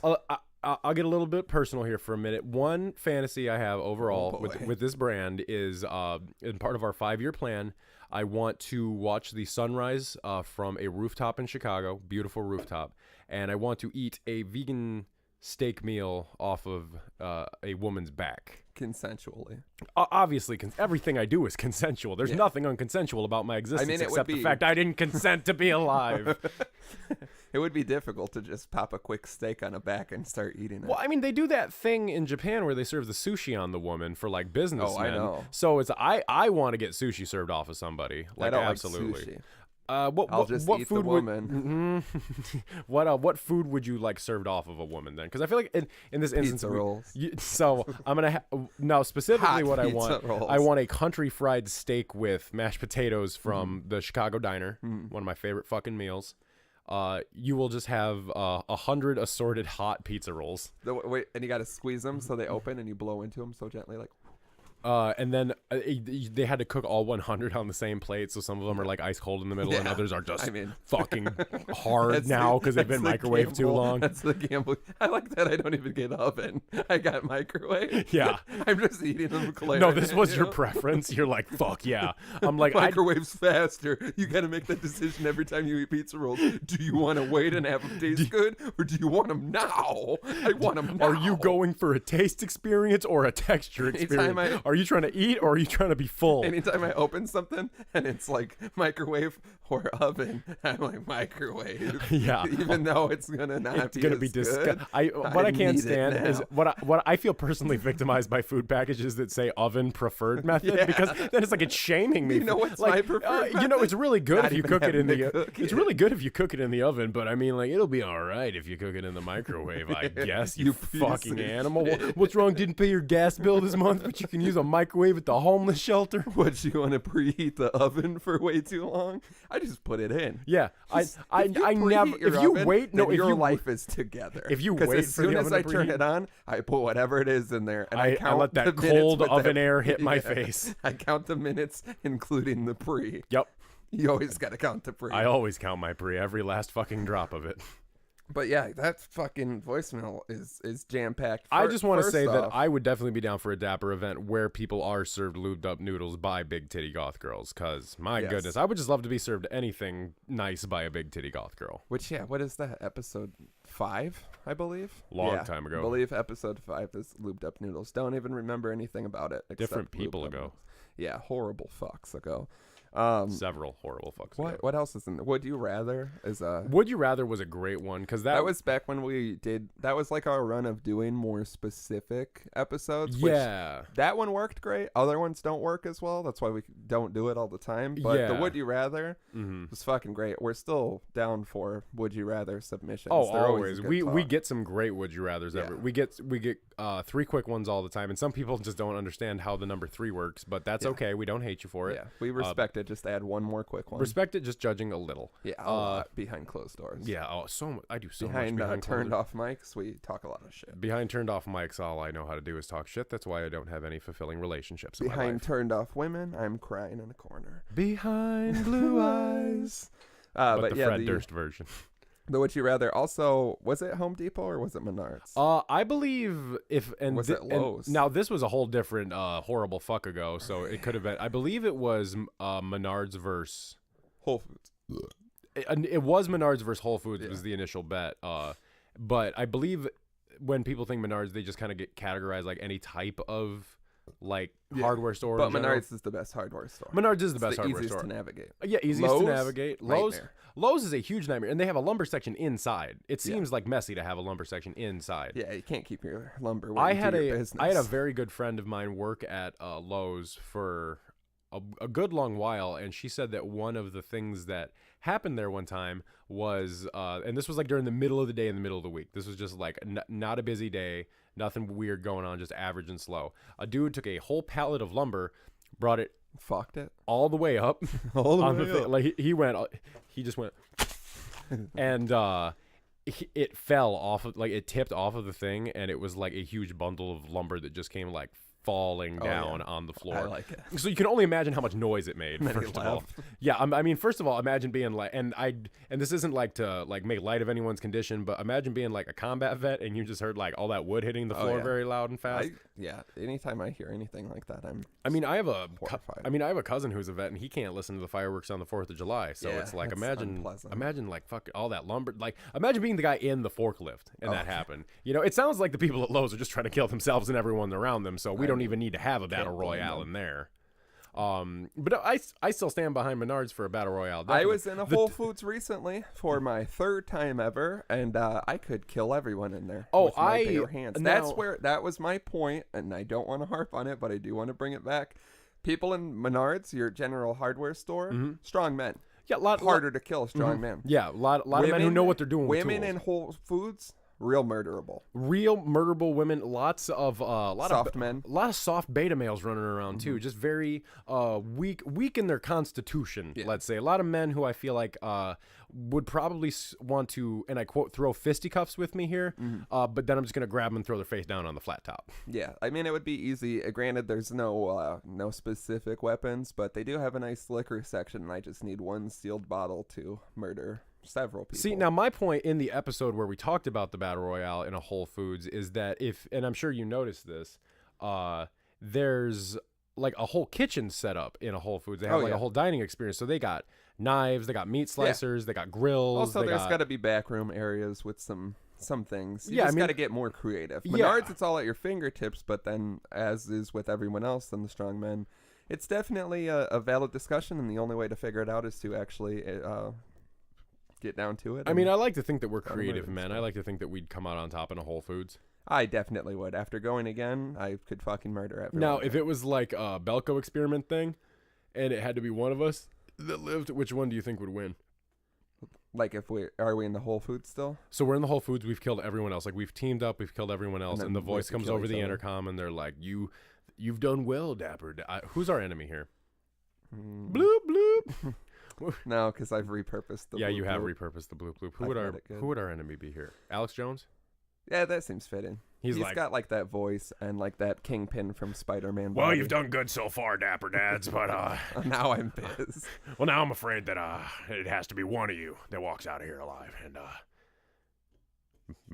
good luck to the winner. And then the TV just goes away, and then like you still hear the audio, and he's like, "This is gonna sell so many fucking supplements." I don't know. I don't think I could kill you. Yeah, see, that's where I think I would win. I don't like to say I think I could kill you, but I feel like you could. I could kill you more than you could kill me. Yeah, I believe in that, honestly. Yeah, I'm too much of a pacifist to like think I love you too much to hurt you. Yeah, I love you too, which is what I would scream as I was killing you. I would sacrifice myself so that you could continue living a good life. That's what I would do. Oh, now you're a fucking martyr. I don't like that at all. Well, of course I'm going to be a martyr in the situation. Yeah, but the fucked up part is it's like you said yesterday in the city. You know, I always got to put a positive spin on everything. Might as well put it on Alex Jones making you massacre me. But what's going to be terrible is when I'm covered in your blood and intestines and I go find Alex Jones and he's eaten a big bowl of chili and forgotten everything. Yeah, he's just like, who are you? Did you just kill that man? Well, why are you covered in blood there, pal? You could have just left. Is that children's blood from Sandy Hook? All the doors were unlocked. Jesus, you guys didn't even try. I just saw children walking around that Whole Foods. The whole Whole Foods thing, it was a giant hoax. That's what it turns into. It turns into him just making shit for a show that was a giant hoax, even though he made us all kill each other. Yeah. That's where 10-year-old uncle dies. Alex Jones killed 10-year-old uncle. It all makes sense. You heard it here first. You heard it here first. Please, everyone, now that we have a larger fan base, contact Alex Jones. I've tweeted at him. I expect you all to do the same. Tell him we want him on the show. Tell him we'll be on his show. We just want to talk to the guy. Honestly, I don't even want to attack the guy. I don't want to be on there and be like, you're a horrible fuck. Like, I want to physically attack him after. I'd like us to actually do like some feats of strength to see like who's stronger. I've seen him shirtless. I've seen him shirtless, but he also hawks a lot of supplements. So I'm just kind of curious to see whether the supplements work or not. I bet they do. I mean, but the Would You Rather was episode 9, I believe. Also, yes. That was a good streak. The early ones. Yeah, that was back when it was good. Yeah.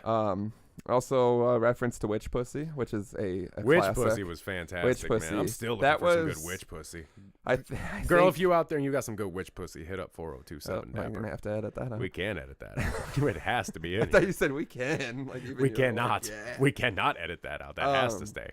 That's going to be our new calling card. I think that might have been the hardest I ever laughed on the show, was trying to get out the Witch Pussy. Yeah, that was...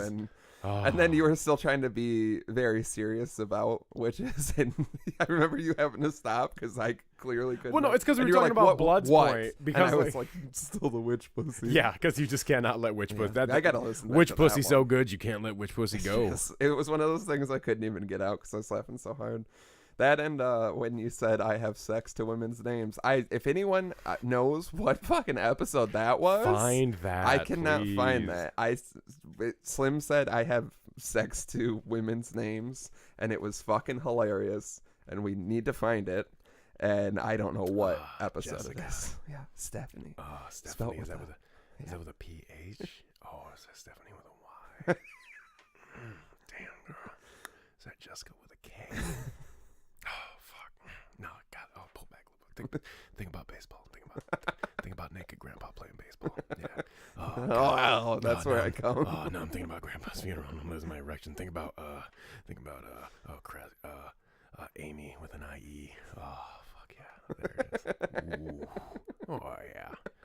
Oh, Amy with a Y, too. What? Oh, how did I get so lucky?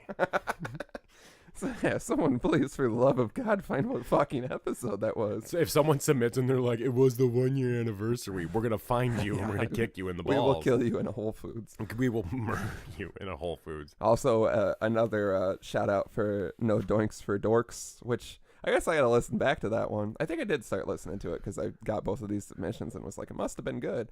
But Yeah, that has 2 tallies, so I guess that might be one of the best episodes. It has to be, yeah. I mean, the people have spoken. And then our next voicemail we got here came from young Kurt himself. Yes. So let's go ahead and play this beautiful majesty out on the air for everyone. What's up, dads? This is Kurt coming in for the 1-year anniversary call. Try doing this without sounding like a lunatic. Kind of my favorite moment of all the great episodes. Some shitty, but rarely shitty. Good episodes. I'm kidding, they're all amazing. I think the best moment, probably in podcast history, and honestly, Dapper Dad's history, was the sitting down shitting and wiping fiasco. That is just something that will never be matched ever, and that was so beautiful. But either way, if I didn't know you guys, honestly, like seriously, I would still listen to this podcast. Like, it fucking makes my Fridays or whatever day I listen to it, it makes my work day go by so much easier. You guys always give me a good laugh, no matter what. So please don't ever stop. I love you both to death, and keep going on. Love you, dads. Bye. Beautiful. Thank you, Kurt. We love you Kurt. too. Man, love you so much, my little buddy. Ow, ow, ow. Belly's out.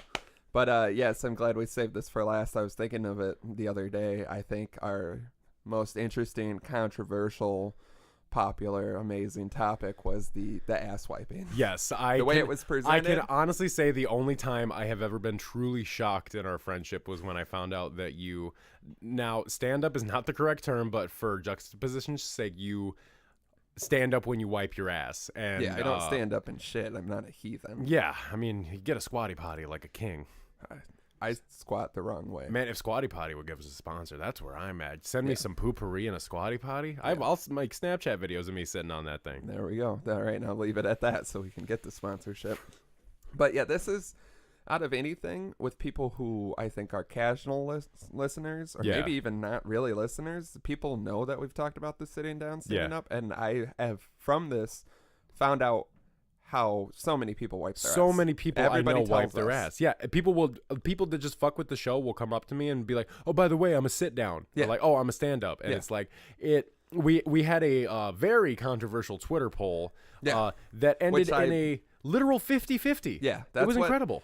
I'm so glad that worked out like that, because I know I take the, I guess, unorthodox method, but apparently it's pretty even. I think you just don't know. It's one of those private it's one of those events. things you don't think of. You know? You don't talk about it. And that's why when I had thought about it a long time ago, bringing it up. Here's what's crazy to me, too. Okay, so, like, have you ever, like, you've lived with, like, girlfriends before and stuff, Nope. you know? Ever? I live in the backyard of girlfriends or around their houses. Well, I mean, because the restraining order with the women doesn't let me in. The whole thing, every woman ever. That was a very harsh ruling. We're working on harsh but firm. We have a GoFundMe set up to get another lawyer so we can get this overturned. Lawyer Dog's dead. Happy 1 year. Yeah. Oh God. Just like 10-year-old uncle, they went down together. Yeah. They went down trying to save each other. Yeah. It was very weird. What a horrible, beautiful thing it was. Thug was there crucified and crying about it, just crying lean tears. And then he also had his vitamins hooked up. This is my time to eat. It's like a clock. Clock like jewelry. Wrist on froze. But yeah, even recently, a friend of mine, Danny, when you met him, shout out Danny, told us that he's in between. He does like a squat. It's like an odd squat. Well, the point I was trying to make. We're even finding out ways. There's new ways. Emilio's is like 80-20. Yeah, it's like a hover thing that he does. I think he does like a sit down and then a stand man's up. Man's got to have incredible quad strength to be able to hover. Like, they're very sent us succulent. A picture of him wiping his ass. It's true. Yeah, we did get we didn't ask for it, but we did get a picture of it. Yep. And that's a thing that happened. Thank you, Amelia. One of the blessings of creating this is that I've seen a picture. Who's taking the pictures? How is he taking the pictures? I have often asked myself this, and I have never been brave enough to ask. So, Emilio, submit to us and tell us are you doing this with a timer or who's taking these pictures? Because the angles are pristine. It's like someone has to be taking these. I know he runs, and it does a lot of gym work. Yeah, he's got some succulent looking thighs. I'm proud of you and your thighs. Also, feel like this is when he shaves all the hair off. Feel like this is also going to result in another picture that I guess this. Well, we're talking about it, so of course it's gonna. Yeah, we're literally asking for it at this point. But the point I was trying to make is that like I've lived with girlfriends and like they'll like one of you use the toilet while the other one's showering, vice versa, and stuff like that. Never seen a girl that I've been with stand up and wipe ever. Like, so I've never seen anyone stand up and wipe. So when you told me, it just blew my mind. It's one of those things. Like I said, I feel like with how much backlash we've gotten about it, how much input we've gotten, I think it might be like the number one thing that you don't think about. You think you're doing it right. Yeah. You know what I mean? It'd be like, because how many people's minds have been blown like this? Watch the video. You don't, and right? But if you do jerk off like this, get at us so we can do another poll. That's normal because you don't go around talking about it. It's a private matter. You do in a closed door room. Yeah. And you don't you think you're doing it right. More of a pincher. Yeah, I'm more of a twist. I'm like a bop it guy. I'm kind of like a fire starter. Yeah. Yeah. I do an Indian burn. Nothing wrong with giving your dick a good Indian burn. And if I do it right, burn. it'll be permanent. Gets all the dead skin off. Yeah, a lot of dead dick skin. But yeah, that's definitely. Yeah, I'm very glad that I said it. I got a lot of backlash. I do want to say, if I've taken any bullets for the podcast, it's definitely for standing up publicly. If you were crucified for many weeks about it, and no one can understand where I'm coming from, and that's fine. It's your own personal cross to bear, I feel like. It is, and I'm bearing it every day. I guess every day you wipe your ass, which I hope is every day. I've taken 3 shits today. Good for you. Oh, it's not good. It's healthy. It looks like it's like black. It's like a black slime. You were talking about shitting mucus in the White Castle at 3 a.m, like screaming about it. Yeah. Because you shit mucus, and for a long time I didn't know what it was. What it was is we were sitting there. Now I remember what happened. Specifically, want to bring this up. Oh, I'm bringing this up. So we were. Okay, fine. I won't bring up how we got on the topic, but I don't care. It happens. It happened to me twice last night. What happened was only my favorite one. What happens to me is I've had nose surgery, I have allergies, and I have so much mucus in my butt. I could blow my nose all day long. And it's just mucus. And it's just snot all the time. Well, what had happened was we were in the White Castle. We were all drunk. We were waiting on my food per usual. Yeah, it took for fucking it's always a nightmare. I'm so sorry. I don't mean to. I hope you know I never mean to. I have no problem with your eating preferences, but goddamn, are they so inconvenient? Aren't they, though? Ridiculous. Yeah, we almost died getting my food in Chicago that one day. Yeah, I wanted to die. Yeah, I thought I was gonna cry. That's how intense that was for me. Yeah. And you've never hurt me as bad as that day. I want you to know I've done a lot of shit for you. Yeah. And that was the most. And I don't know if you can ever repay me for that nightmare. Well, if I ever can, all you gotta do is let me know. I will figure it out. You gotta wipe my ass standing up when it's all black and weird. So I'm standing up? We're both standing up. Okay. I'll stand on some phone books. I have to use height proportion. I have to use my ass to wipe your ass standing up. Yeah. That's the ultimate shame. You want to shame another man? Make him wipe your ass with his ass while you're both standing up. He looks like a shamed little man standing on phone books to reach your ass. And he goes, sorry, as you're wiping his ass with. Why won't that man just die? Because he's never going to. He wasn't meant to die. He's born to live forever.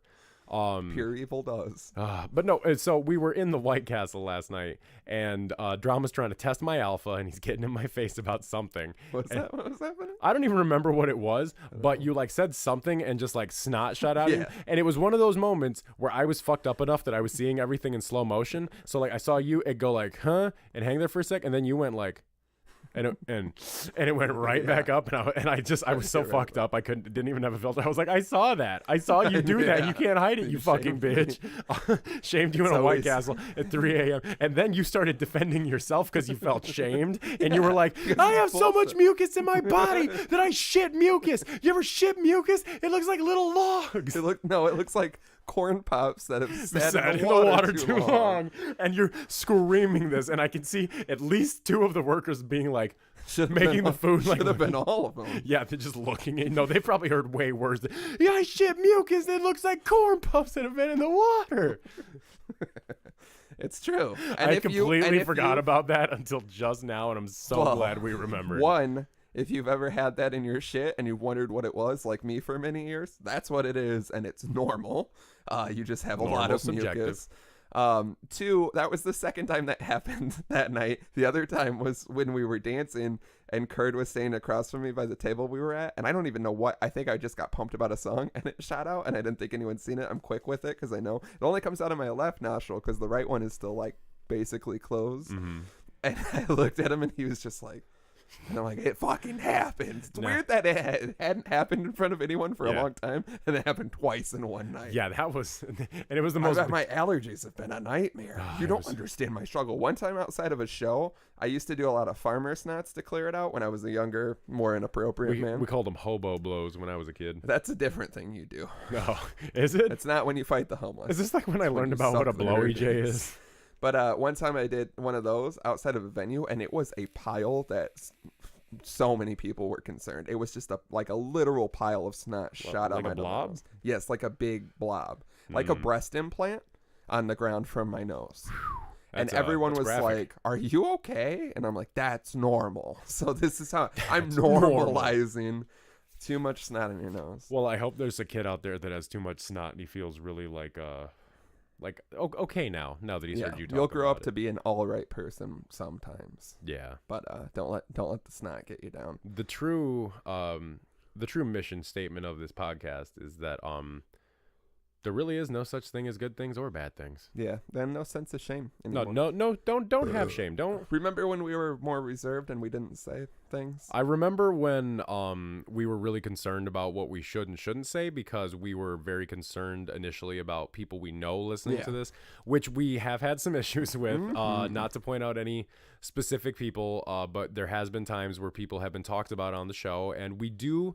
We're very good about like keeping people's identities concealed on the show. Like we don't name drop. That's my whole thing, unless like I know you that want it's okay for me to even mention stories it, like there's been stories about people that I know are fine with hearing it, but I still feel a little uncomfortable. You want to respect them a little bit because you don't want to paint people in a bad light. Like there's no way and people take things the wrong way, and even the things we've been contacted about I think are taken out of context, which isn't surprising. Yeah, and it's like you and the one instance I'm thinking of the most, it's with when you're doing something like this, there is a certain freedom with your creativity that I think really has to be defended, because it's like, this is our show where we talk about what we want. You know, if we really wanted to, we could be calling people out by name, but I don't think that talking about life experiences that people were involved in and not mentioning them by name is, necessarily a bad thing. But we've had feedback where people like get at us and they don't like that we talked about something. And we're very understanding about it. Like we're super cool. Like when you talk for 3 days total, there's slip out. There's some shit that slips out, and it's the biggest thing about the show is we never wanted to like hurt anybody with it. We're not about here to blast our problems or our past or anything like that. It's just a lot of it is self-deprecating onto ourselves, and that's usually that's what was fucked up about it. Is the one instance I'm thinking of specifically, I was painting myself in a horrible light. That was what I also fully agreed with. Yeah, and it's like I would be more understanding if the person was upset that I was painting myself in a bad light, because and this is just where I'm at in life. If I was to approach that situation, I would have been like, hey, I don't like that, you thought enough of yourself in the situation with me to, feel that way about it, because like if this was reversed, I would have told that person that like, I obviously thought better of them in that situation. So it's shitty that they felt that way about themselves. But I also tend to think I'm a bit more critical thinker about this kind of thing. And I understand that like people can get hurt by the things that you say, and people aren't always going to like the things that you say.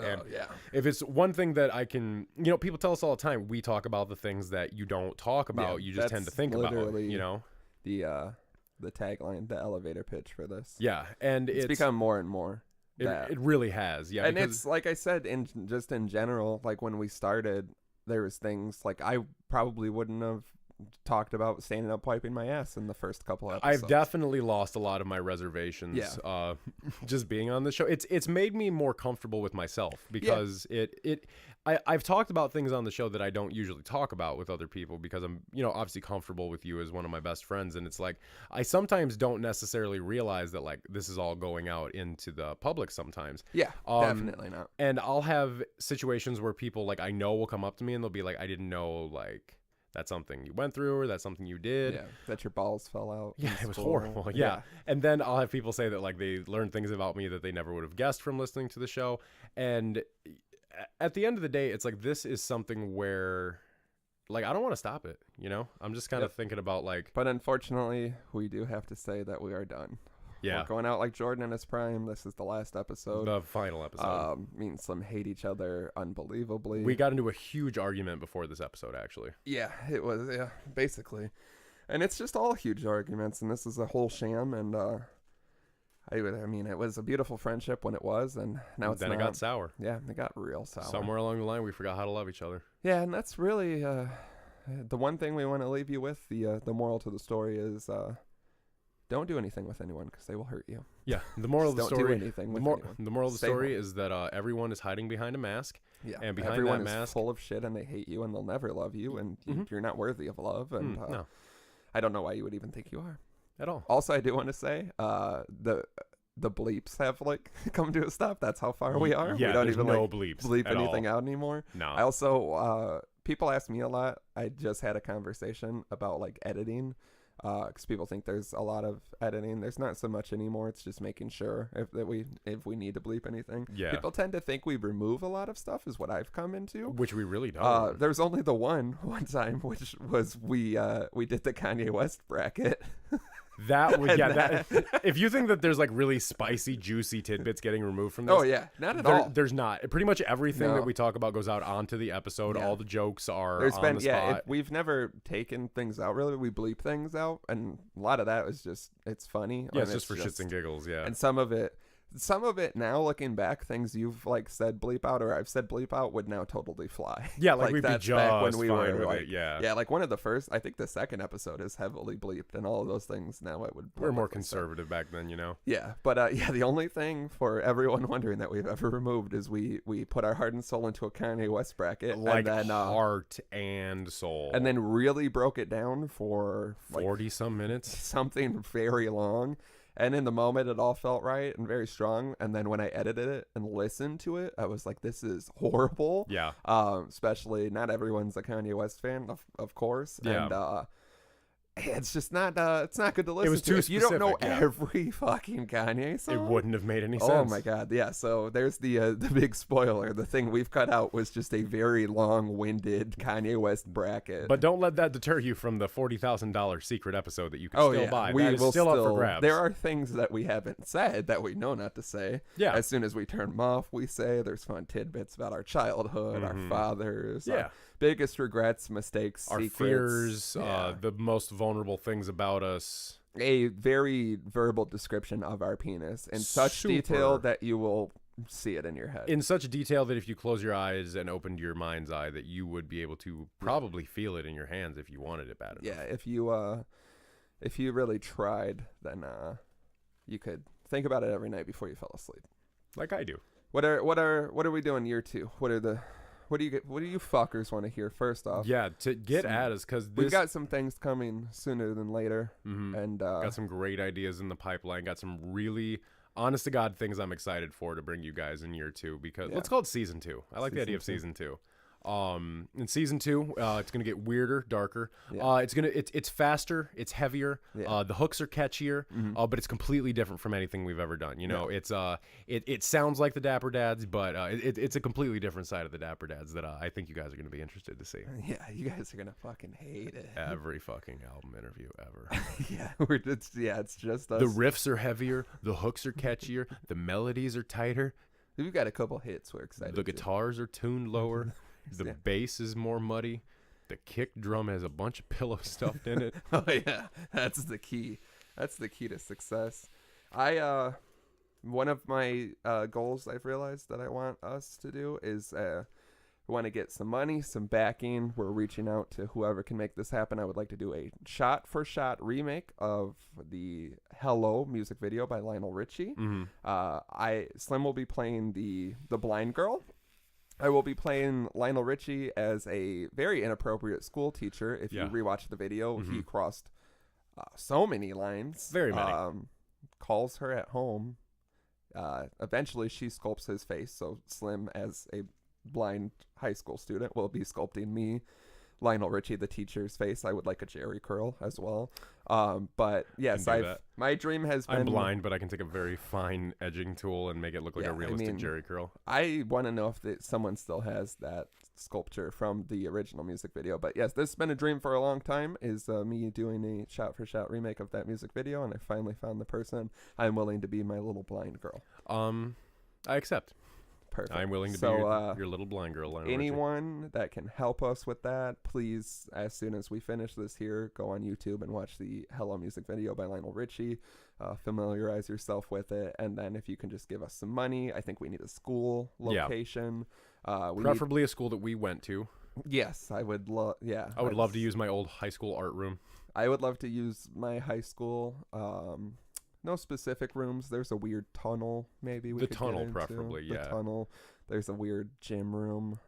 There's a lot of weird rooms in that school. In the same vein, I'm very interested in someone crowdsourcing, me being able to pick between 20 and 30 various scenes from Walker, Texas Ranger, and recreate them with you and me in various states of Eddie Murphy style costumes and plastics and stuff like that, where we play every character on the show.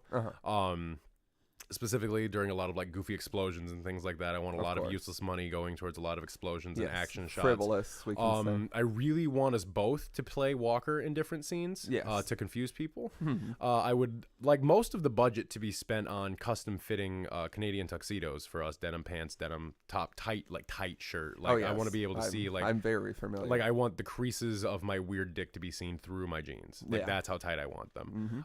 Specifically, I want to recreate one scene I vividly remember from watching the show as a child, where one of the bad guys on the show, he had like a kid of some relation up on a ladder, and he's like, just jump down, I'll catch you, I promise. And then in slow motion, the child, like in 90s like slow motion, jumps off, and you see the guy go and just open his arms up, and the kid just falls on the floor. What a horrible fuck. Like a horrible kid. Is that 10-year-old uncle?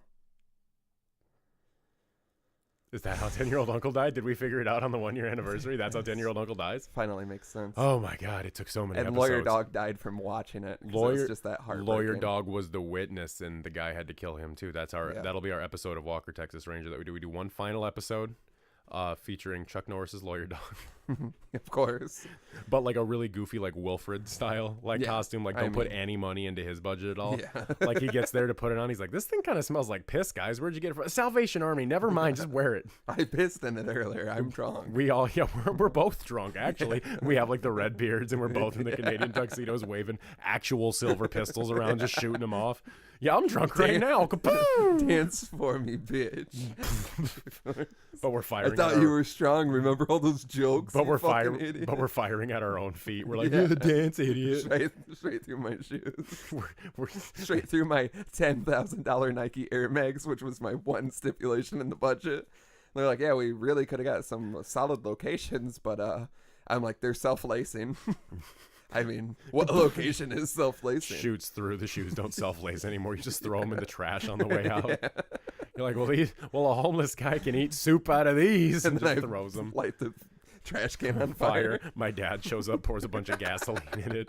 Oh, good. Yeah, got to get a good fire going. So you got to do a circle of gas around it, because you want to make sure all that fire just stays in there. I just picture anytime your dad sees a fire, he's like, ooh, trash bin, and just throws things in.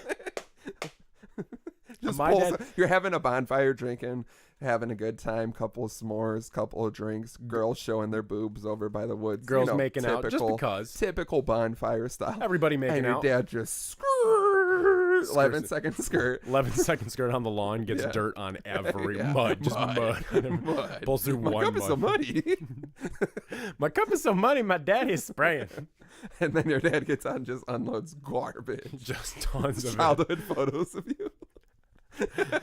He actually told me one time, he's like, God, I burned so many of you and your sister's toys, you didn't even miss them. I just burned everything. He told me one time he filled up a leaf yard garbage bag full of Beanie Babies and burned it. Oh, they were worth money. They were worth tons of money at one time, and my mom collected them because she thought that they would be worth money. And he's like, and of course because he had a thing. I remember one time he vacuumed up a bunch of Green Army soldiers with a vacuum in front of me. He's like, I'm done stepping on these fucking things, and vacuumed them. And as I was reaching for them, I was like, no. He sucked them up. And Jesus Christ. Yeah, he told explains a lot. Yeah, he told me when I was older. This is $40,000 episode material. He told me straight up. He's like, yeah, I took a whole garbage bag full of those Beanie Babies and just soaked them all in gasoline. Those little beans burning up on the inside. It was beautiful. Oh yeah. Just sitting there, I'm picturing he like most men and like most crazy men in repose, smoking like a pipe or like a hand-rolled cigarette or something, full of gas. Actually, just sipping from a shot glass of gasoline that's on fire. That's what he's doing. He's like, yeah, I burn trash, but he's secretly addicted to drinking gas. Wouldn't fucking explain so much. Flames. Oh my god, if we had to explain some things, it's because my dad's been doing shots of gasoline his whole life. Yeah, just like his son, who turned out to be doing whippets nonstop. Well, I mean, Jesus Christ, if you're doing shots of gasoline. I never wanted to be like him. I never touched the stuff. I never touched gasoline. When I was on the moon the other day. Episode 52, 1 year we killed Slim. It's been nice, people. Tell us what you want to see in season 2. Season 2 coming up fast. Ring-a-ding-ding. Ring-a-ding-ding-ding. That's what it looks like when I jizz. It just hangs out the front like a motherfucker. Look at it. It's dangly and weird. Put it in my Amy Schumer vagina. Now let me put my Amy Schumer vagina in your vagina. Now let me throw in some jizz for good measure. We love you. We love you so much. Season 2 coming in hot and fast. Stick with us, Dapper Dads, for fucking ever, motherfuckers.